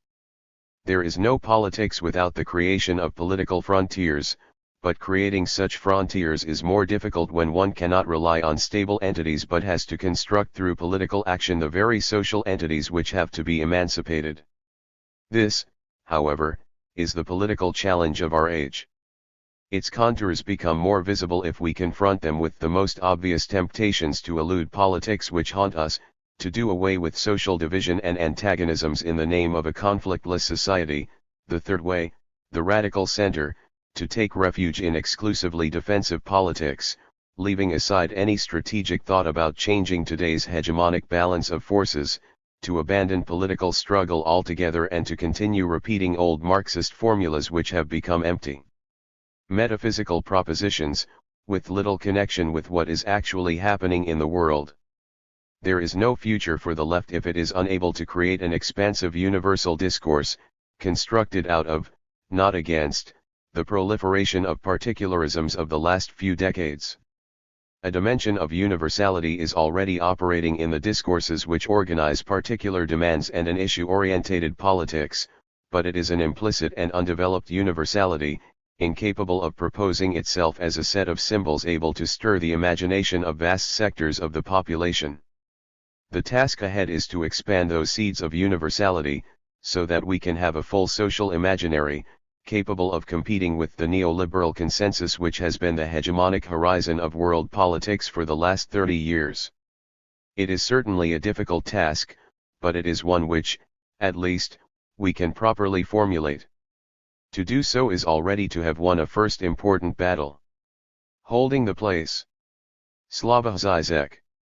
Butler, the real and its discontents. Perhaps the ultimate object of contention in our debate is the status of the real, so let me begin by reiterating what I perceive to be the core of the problem. Butler's critique relies on the opposition between the symbolic order, that is, the big other, and society as the field of contingent socio-symbolic struggles. All her main points against Laclau can be reduced to this matrix, to the basic criticism that we hypostasize some historically contingent formation into a proto-transcendental pre-social formal a priori. For example, when I write on the lack that inaugurates and defines, negatively, human social reality, I allegedly posit a transcultural structure to social reality that presupposes a sociality based in fictive and idealized kinship positions that presume the heterosexual family as constituting the defining social bond for all humans. If we formulate the dilemma in these terms, then, of course, the disagreement seems inevitable. Do we want to affirm that there is an ideal big other, or an ideal small other, which is more fundamental than any of its social formulations? Or do we want to question whether any ideality that pertains to sexual difference is ever not constituted by actively reproduced gender norms that pass their ideality off as essential to a pre-social and ineffable sexual difference? This critical line of reasoning, however, only works if the real is silent, reduced to a prehistorical a priori symbolic norm, as is clear from the following formulation: the formal character of this originary, pre-social sexual difference in its ostensible emptiness is accomplished precisely through the reification by which a certain idealized and necessary dimorphism takes hold. If, then, sexual difference is elevated into an ideal prescriptive norm, if all concrete variations of sexual life are constrained by this non-thematizable normative condition, Butler's conclusion is, of course, inevitable. As a transcendental claim, sexual difference should be rigorously opposed by anyone who wants to guard against a theory that would prescribe in advance what kinds of sexual arrangements will and will not be permitted in intelligible culture. Butler is, of course, aware how Lacan's Il New York pas de rapport sexuel means that, precisely, any actual sexual relationship is always tainted by failure. However, she interprets this failure as the failure of the contingent historical reality of sexual life fully to actualize the symbolic norm. Consequently, she can claim that, for Lacanians, sexual difference has a transcendental status even when sexed bodies emerge that do not fit squarely within ideal gender dimorphism. In this way, I could nevertheless explain intersexuality by claiming that the ideal is still there, but the bodies in question, contingent, historically formed, do not conform to the ideal. I am tempted to say that, in order to get close to what Lacan aims at with his At New York pas de rapport sexuel, one should begin by replacing even when in the above quote with because. Sexual difference has a transcendental status because sexed bodies emerge that do not fit squarely within ideal gender dimorphism. That is to say, far from serving as an implicit symbolic norm that reality can never reach, sexual difference as real/impossible means precisely that there is no such norm. Sexual difference is that rock of impossibility on which every formalization of sexual difference founders. In the sense in which Butler speaks of competing universalities \one can thus speak of competing symbolizations/normativations of sexual difference. If sexual difference may be said to be formal, it is certainly a strange form, a form whose main result is precisely that it undermines every universal form which attempts to capture it. If one insists on referring to the opposition between the universal and the particular, between the transcendental and the contingent/pathological, then one should say that sexual difference is the paradox of the particular that is more universal than universality itself, a contingent difference, an indivisible remainder of the pathological sphere which always somehow derails, throws off balance, normative ideality itself. Far from being normative, sexual difference is therefore pathological in the most radical sense of the term, a contingent stain that all symbolic fictions of symmetrical kinship positions try in vain to obliterate. Far from constraining the variety of sexual arrangements in advance, the real of sexual difference is the traumatic cause which sets their contingent proliferation in motion. This notion of the real also enables me to answer Butler's criticism that Lacan hypostasizes the big other into a kind of prehistorical transcendental a priori. When Lacan emphatically asserts that there is no big other, his point is precisely that there is no a priori formal structural schema exempt from historical contingencies, there are only contingent, fragile, inconsistent configurations. In other words, the claim that the real is inherent to the symbolic is strictly equal to the claim that there is no big other. The Lacanian real is that traumatic bone in the throat that contaminates every ideality of the symbolic, rendering it contingent and inconsistent. For this reason, far from being opposed to historicity, the real is its very ahistorical ground, the a priori of historicity itself. We can thus see how the entire topology changes from Butler's description of the real and the big other as the prehistorical a priori to their actual functioning in Lacan's edifice. In her critical portrait, Butler describes an ideal big other which persists as a norm, although it is never fully actualized, although the contingencies of history thwart its full imposition, while Lacan's edifice is, rather, centered on the tension between some traumatic particular absolute, some kernel, which resists symbolization, and the competing universalities that endeavor in vain to symbolize/normalize it. 2. The gap between the symbolic a priori form and history/sociality is utterly foreign to Lacan, that is to say, the duality with which Lacan operates is not the duality of the a priori form/norm, the symbolic order, and its imperfect historical realization. For Lacan, as well as for Butler, there is nothing outside contingent, partial, inconsistent symbolic practices. No big other that guarantees their ultimate consistency. In contrast to Butler and the historicists, however, Lacan grounds historicity in a different way, not in the simple empirical excess of society over symbolic schemata, but in the resistant kernel within the symbolic process itself. The Lacanian real is thus not simply a technical term for the neutral limit of conceptualization. Here, one should be as precise as possible with regard to the relationship between the trauma as real and the domain of socio-symbolic historical practices. The real is neither pre-social nor a social effect. The point is, rather, that the social itself is constituted by the exclusion of some traumatic real. What is outside the social is not some positive a priori symbolic form/norm, merely its negative founding gesture itself. 3. As a result, when Butler criticizes my alleged inconsistencies, she gets entangled in the results of her own reductive reading of Lacan. She imposes on Lacan the network of classic oppositions. Then, when the object resists and, of course, does not fit this schema, she reads this as the criticized theory's inconsistency. In the same vein, Butler often uses the obvious fact of codependent tension between the two terms as the argument against their conceptual distinction. For example, while I endorse her claim that it would not be possible to postulate the social norm on the one side of the analysis, and the fantasy on the other, for the modus operandi of the norm is the fantasy, and the very syntax of the fantasy could not be read without an understanding of the lexicon of the social norm, I nonetheless insist that the formal distinction between these two levels is to be maintained. The social norm is sustained by fantasies, it can operate only through this phantasmic support, but the fantasy that sustains it had nonetheless to be disavowed, excluded from the public domain. It is on this level that I find Hannah Arendt's notion of the banality of evil problematic. To translate it somewhat crudely into Lacanese, Arendt's claim is that the ideal Nazi executor subject was a pure subject of the signifier, an anonymous bureaucratic executor deprived of any passionate bestiality. He accomplished what was asked of or expected from him as a matter of pure routine, without any involvement.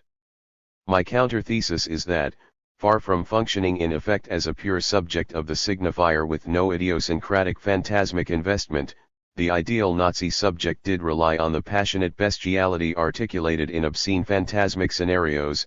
These scenarios, however, were not directly subjectively assumed as part of his personal self-experience, they were externalized, materialized in the objective Nazi state ideological apparatus and its functioning. 4. Perhaps the best way to mark the theoretico-political distance that separates Butler from me is through what I consider her strongest and politically most engaged contribution to our debate, her argumentation apropos of the demand for the legal recognition of gay marriages. While she acknowledges the advantages involved in such a recognition, she focuses on the traps of endorsing this demand. In doing so, gays break their alliance with all those not included in the legal form of marriage. Furthermore, they strengthen state apparatuses by contributing to their increasing right to regulate private lives. The paradoxical result is thus that the gap between those whose status is legitimized and those who live a shadow_v existence is widened. Those who remain excluded are even more excluded. Butler's counter-proposal is that instead of endorsing legal form of marriage as the condition of entitlements, one should, rather, struggle to dissociate these entitlements from the form of marriage, to make them independent of it. My first general point here is that, with regard to the way the notion of political universality is elaborated in recent French political philosophy, I perceive the shadow existence of those who are condemned to lead a spectral life outside the domain of the global order, blurred in the background, unmentionable, submerged in the formless mass of population, without even a proper particular place of their own, in a slightly different way from Butler. I am tempted to claim that this shadowy existence is the very site of political universality. In politics, universality is asserted when such an agent with no proper place, out of joint, posits itself as the direct embodiment of universality against all those who do have a place within the global order. And this gesture is at the same time that of subjectivization, since subject designates by definition an entity that is not our substance, a dislocated entity, an entity which lacks its own place within the whole. While, of course, I fully support Butler's political aims, my main apprehension concerns the fact that she conceives state power in the Foucauldian mode, conceives state power as an agent of control and regulation, inclusion and exclusion. Resistance to power is then, of course, located in the marginal spheres of those who are excluded or half excluded from the official power network, leading a shadowy spectral half-existence, without a proper place within the social space, prevented from asserting their symbolic identity. Consequently, Butler locates emancipatory struggle primarily in these marginal agents' resistance against state regulatory mechanisms, which takes place within civil society. So what is my problem with this framework? What Butler leaves out of consideration is the way in which state power itself is split from within and relies on its own obscene spectral underside. Public state apparatuses are always supplemented by their shadow and double, by a network of publicly disavowed rituals, unenfitten rules, institutions, practices, and so on. Today, we should not forget that the series of publicly invisible agents leading a spectral half-existence includes, among others, the entire white supremacist underground. So the problem is not simply the marginals who lead the spectral half-existence of those excluded by the hegemonic symbolic regime, the problem is that this regime itself, in order to survive, has to rely on a whole gamut of mechanisms whose status is spectral, disavowed, excluded from the public domain. Even the very opposition between state and civil society is thoroughly ambivalent today. No wonder the moral majority presents itself local civil society's resistance against the progressive regulatory interventions of the liberal state. Although Butler is well aware of the subversive potential of Hegel's notion of concrete universality, I am tempted to claim that it is her basic acceptance of the Foucauldian notion of power which explains her failure fully to develop the consequences of the notion of concrete universality for the notion of power, and clearly to locate the split between official universality and its spectral underside within the hegemonic power discourse itself, as its own obscene supplement. So when Butler notes critically that, in my work, sexual difference occupies a distinctive position within the chain of signifiers, one that both occasions the chain and is one link in the chain. How are we to think the vacillation between these two meanings, and are they always distinct, given that the transcendental is the ground, and occasions a sustaining condition for what is called the historical? My answer is that I fully assume this paradox. It is the basic structural paradox of dialectics, and the concept that indicates how to think the vacillation between these two meanings was proposed long ago by Hegel, and then applied by Marx. It is the concept of oppositional determination Bestimmung which Hegel introduces in the subchapter on identity in his Greater Logic. In the course of the dialectical process, the universal genus encounters itself in its oppositional determination, that is, as one of its own species.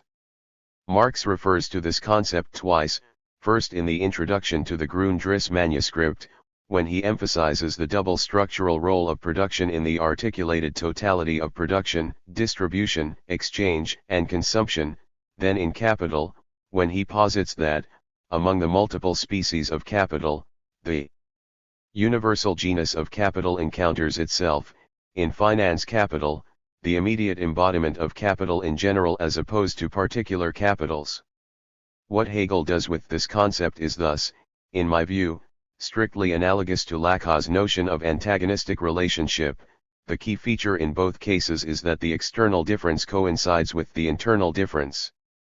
Another way of making the same point is Marx's well-known insistence, again in the introduction to the Grundriss, the In all forms of society there is one specific kind of production which predominates over the rest, whose relations thus assign rank and influence to the others. It is a general illumination which bathes all the other colors and modifies their particularity.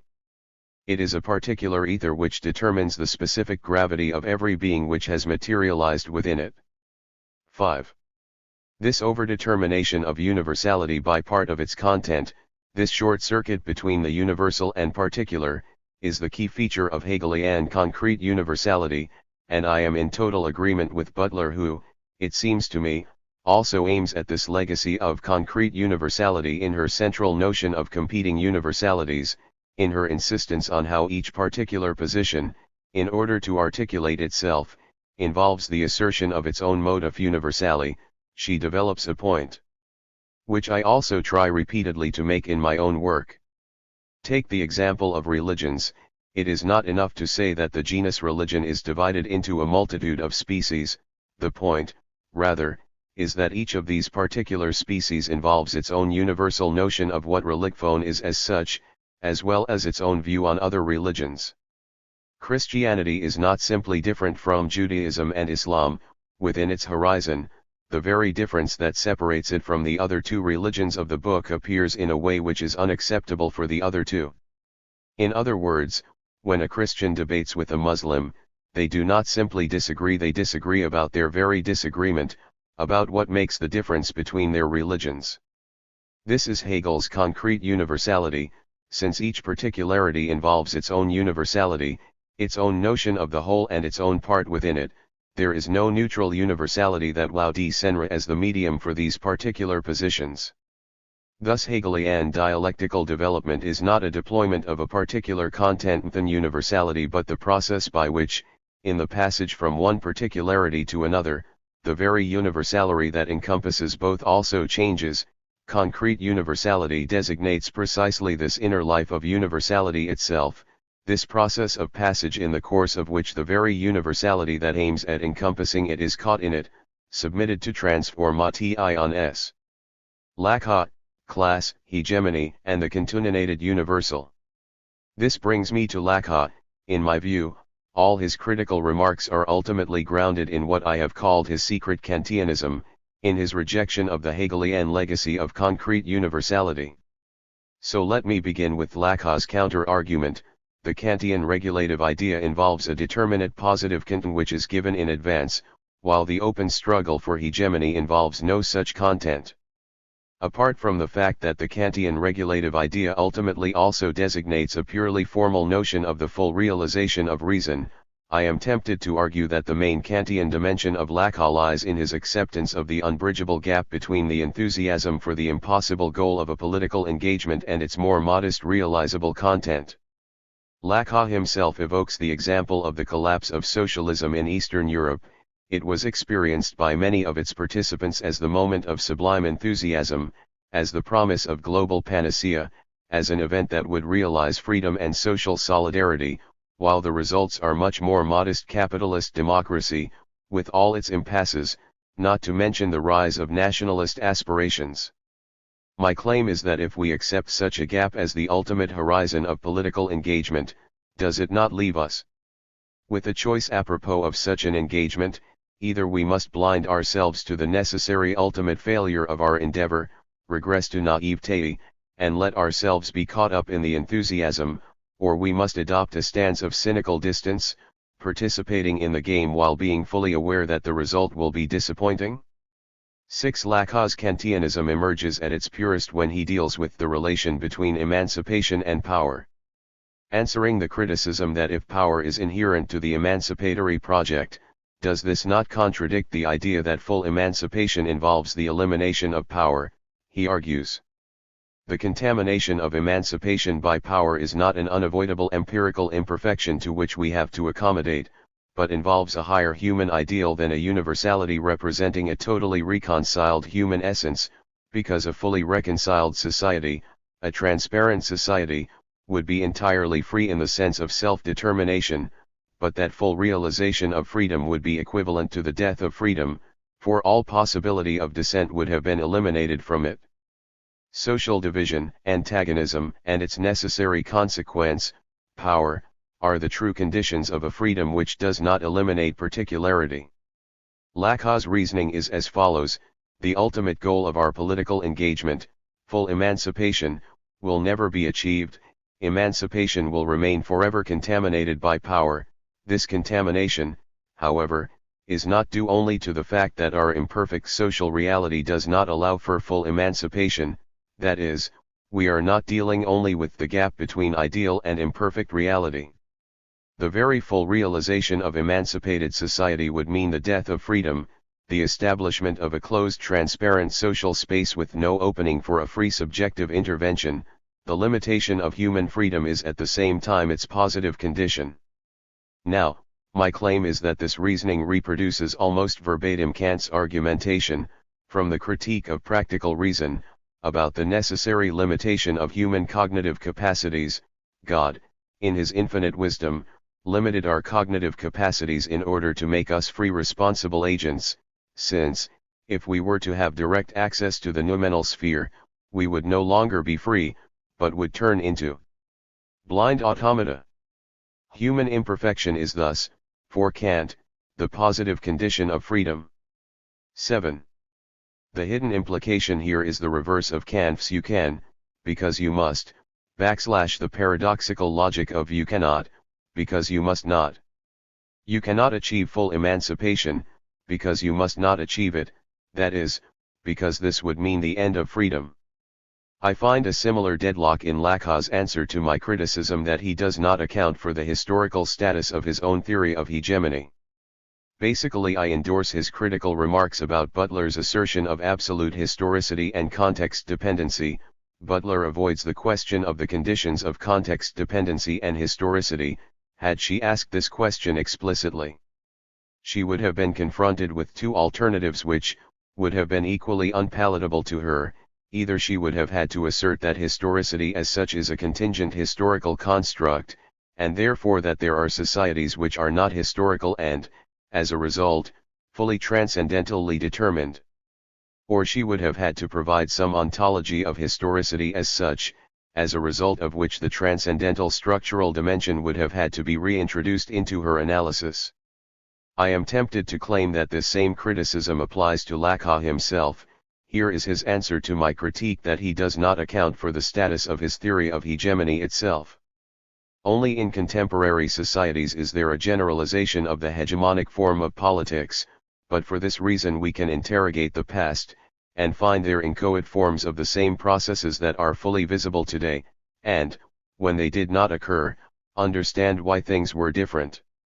What I find problematic in this solution is that it implicitly endorses the pseudo-Hegelian evolutionary point of view that I critically evoked in my first intervention in this debate.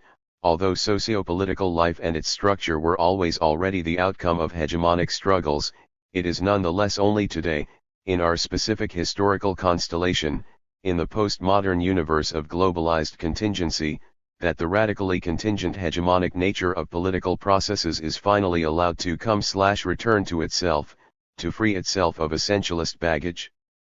In other words, the real question is, what is the exact status of this generalization of the hegemonic form of politics in contemporary societies?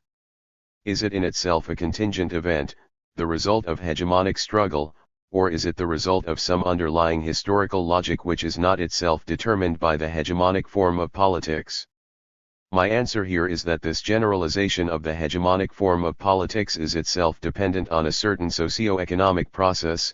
It is contemporary global capitalism with its dynamics of deterritorialization, which has created the conditions for the demise of essentialist politics and the proliferation of new multiple political subjectivities.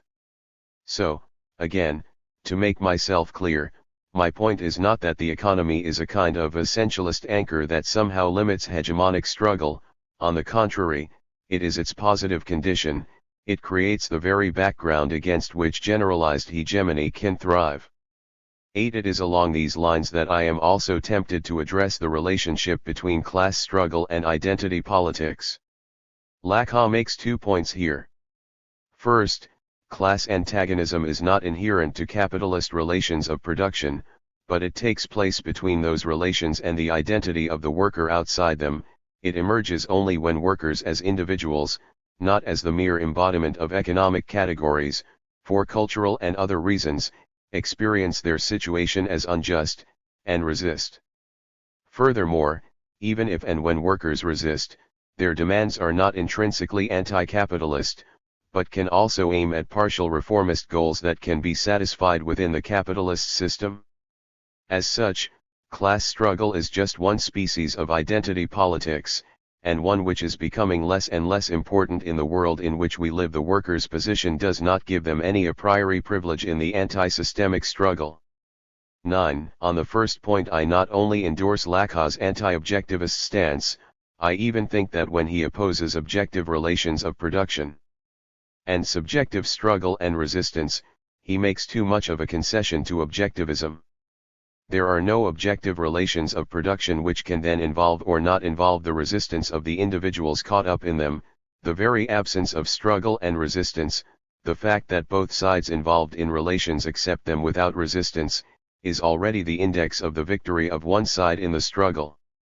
One should not forget that in spite of some occasional objectivist formulations, the reduction of individuals to embodied economic categories is for Marx not a simple fact, but the result of the process of reification, that is, an aspect of the ideological mystification inherent to capitalism. As for Lacau's second point about class struggle being just one species of identity politics, one which is becoming less and less important in the world in which we live, one should counter it by the already mentioned paradox of oppositional determination, of the part of the chain that sustains its horizon itself. Class antagonism certainly appears as one in the series of social antagonisms, but it is simultaneously the specific antagonism which predominates over the rest, whose relations thus assign rank and influence to the others. It is a general illumination which bathes all the other colors and modifies their particularity. My example here is, again, the very proliferation of new political subjectivities. This proliferation, which seems to relegate class struggle to a secondary role, is the result of the class struggle in the context of today's global capitalism, of the advance of so-called post-industrial society. In more general terms, my point of contention with Laclau here is that I do not accept that all elements which enter into hegemonic struggle are in principle equal. In the series of struggles there is always one which, while it is part of the chain, secretly overdetermines its very horizon. Point 10. This contamination of the universal by the particular is stronger than the struggle for hegemony. It structures in advance the very terrain on which the multitude of particular contents fight for hegemony. Here I agree with Butler.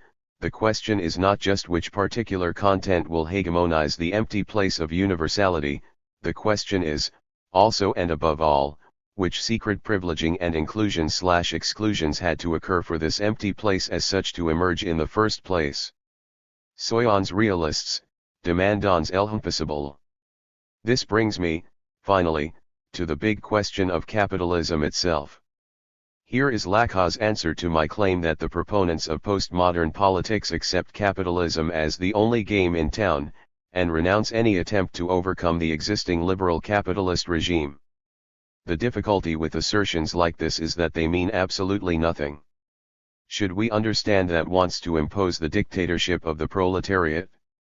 Or does he want to socialize the means of production and abolish market mechanisms? And what is his political strategy to achieve these rather peculiar aims? Without at least the beginning of an answer to these questions, anti-capitalism is mere empty talk. First, let me emphasize what these lines mean. They mean, in effect, that today, one cannot even imagine a viable alternative to global capitalism. The only option for the left is the introduction of state regulation and democratic control of the economy so that the worst effects of globalization are avoided, that is, palliative measures which, while resigning themselves to the course of events, restrict themselves to limiting the damaging effects of the inevitable. Even if this is the case, I think one should at least take note of the fact that the much praised postmodern proliferation of new political subjectivities, the demise of every essentialist fixation, the assertion of full contingency, occur against the background of a certain silent renunciation and acceptance, the renunciation of the idea of a global change in the fundamental relations in our society and, consequently, the acceptance of the liberal democratic capitalist framework which remains the same, the unquestioned background, in all the dynamic proliferation of the multitude of new subjectivities. In short, Lacau's claim about my anti-capitalism also holds for what he calls the democratic control of the economy, and, more generally, for the entire project of radical democracy. Either it means palliative damage control measures within the global capitalist framework, or it means absolutely nothing. I am fully aware of what one should call, without any irony, the great achievements of liberal capitalism. Probably, never in human history have so many people enjoyed such a degree of freedom and material standard of living as in today's developed Western countries. However, far from accepting the New World Order as an inexorable process which allows only for moderate palliative measures, I continue to think, in the old Marxist vein, that today's capitalism, in its very triumph, is breeding new contradictions which are potentially even more explosive than those of standard industrial capitalism. A series of irrationalities immediately comes to mind. The result of the breathtaking growth of productivity in the last few decades is rising unemployment, with the long-term perspective that developed societies will need only 20% of their workforce to reproduce themselves, with the remaining 80% reduced to the status of a surplus. From a purely economic point of view, the result of decolonization is that multinationals treat even their own country of origin as just another colony. The result of globalization and the rise of the global village is the ghettoization of whole strata of the population. The result of the much-praised disappearance of the working class is the emergence of millions of manual workers laboring in the third world sweatshops, out of our delicate Western sight. The capitalist system is thus approaching its inherent limit and self-cancellation. For the majority of the population, the dream of the virtual frictionless capitalism is turning into a nightmare in which the fate of millions is decided in hyper-reflexive speculation on futures. From the very beginning, capitalist globalization, the emergence of capitalism as the world system, involved its exact opposite, the split, within particular ethnic groups, between those who are included in this globalization and those who are excluded. Today, this split is more radical than ever. On the one hand, we have the so-called symbolic class, not only managers and bankers, but also academics, journalists, lawyers, and so on, all those whose domain of work is the virtual symbolic universe. On the other, there are the excluded in all their variations.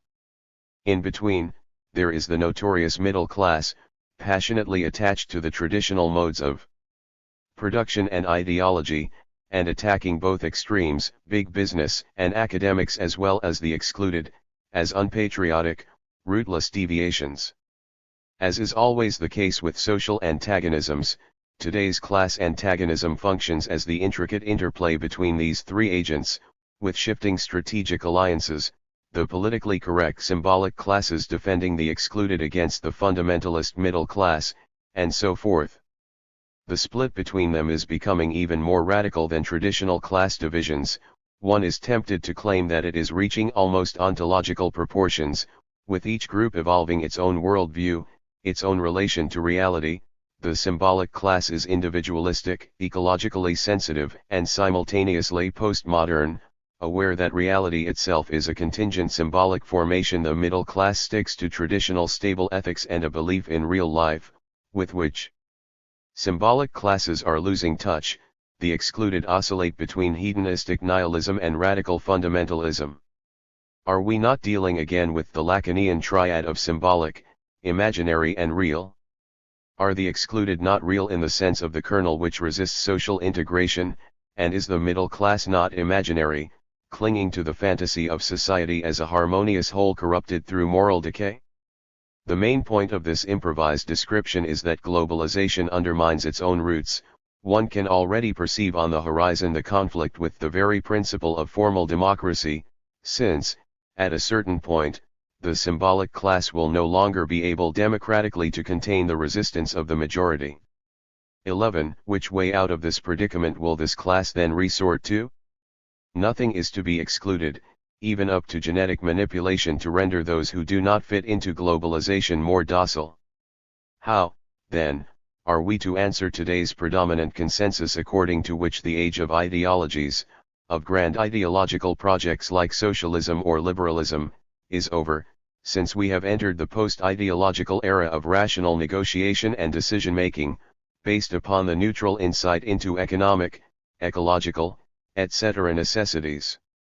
This consensus can assume different guises, from the neoconservative or socialist refusal to accept it and consummate the loss of grand ideological projects by means of a proper work of mourning up to the neoliberal opinion according to which the passage from the age of ideologies to the post-ideological era is part of the sad but nonetheless inexorable process of the maturation of humanity, just as a young man has to learn to accept the loss of grand enthusiastic adolescent plans and enter the everyday adult life of realistic compromises.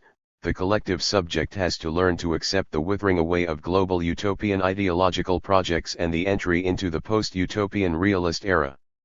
The first thing to note about this neoliberal cliché is that the neutral reference to the necessities of the market economy, usually invoked in order to categorize grand ideological projects as unrealistic utopias, is itself to be inserted into the series of great modern utopian projects. That is to say, as Frederick Jameson has pointed out, what characterizes utopia is not a belief in the essential goodness of human nature, or some similar naive notion, but, rather, belief in some global mechanism which, applied to the whole of society, will automatically bring about the balanced state of progress and happiness one is longing for, and, in this precise sense, is not the market precisely the name for such a mechanism which, properly applied, will bring about the optimal state of society? So, again, the first answer of the left to those, leftists themselves, who bemoan the loss of the utopian impetus in our societies should be that this impetus is alive and well, not only in the rightist fundamentalist populism which advocates the return to grassroots democracy, but above all among the advocates of the market economy themselves. 12. The second answer should be a clear line of distinction between utopia and ideology. Ideology is not only a utopian project of social transformation with no realistic chance of actualization, no less ideological is the anti-utopian stance of those who realistically devalue every global project of social transformation as utopian, that is, as unrealistic dreaming and or harboring totalitarian potential, today's predominant form of ideological. Today, however, the outdatedness of the welfare state and socialist imaginaries is a cliché. The real dilemma is what to do with, how the left is to relate to, the predominant liberal democratic imaginary. It is my contention that Lacau's and Mauth's radical democracy comes all too close to merely radicalizing this liberal democratic imaginary, while remaining within its horizon. Laclau, of course, would probably claim that the point is to treat the democratic imaginary as an empty signifier, and to engage in the hegemonic battle with the proponents of the global capitalist New World Order over what its content will be. Here, however, I think that Butler is right when she emphasizes that another way is also open. It is not necessary to occupy the dominant norm in order to produce an internal subversion of its terms. Sometimes it is important to refuse its terms, to let the term itself wither, to starve it of its strength. This means that the left has a choice today: either it accepts the predominant liberal democratic horizon, and engages in a hegemonic battle within it, or it risks the opposite gesture of refusing its very terms, flatly rejecting today's liberal blackmail that courting any prospect of radical change paves the way for totalitarianism. It is my firm conviction, my politico-existential premise, that the old 68 motto soyons realists, demand on/impossible, still holds. It is the advocates of changes and resignifications within the liberal democratic horizon who are the true utopians in their belief that their efforts will amount to anything more than the cosmetic surgery that will give us capitalism with a human face. In her second intervention, Butler superbly deploys the reversal that characterizes the Hegelian dialectical process, the aggravated contradiction in which the very differential structure of meaning is collapsing, Since every determination immediately turns into its opposite, this mad dance is resolved by the sudden emergence of a new universal determination. The best illustration is provided by the passage from the world of self-alienated Spiri to the terror of the French Revolution in the phenomenology of spirit.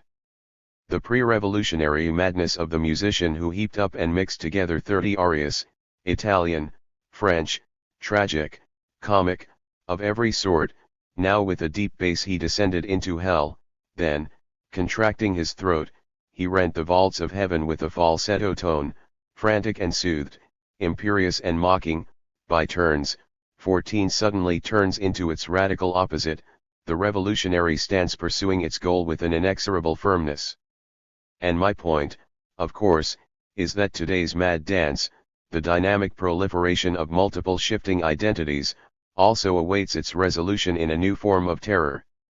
The only realistic prospect is to ground a new political universality by opting for the impossible, fully assuming the place of the exception, with no taboos, no a priori norms, respect for which would prevent us also from resignifying terror, the ruthless exercise of power, the spirit of sacrifice.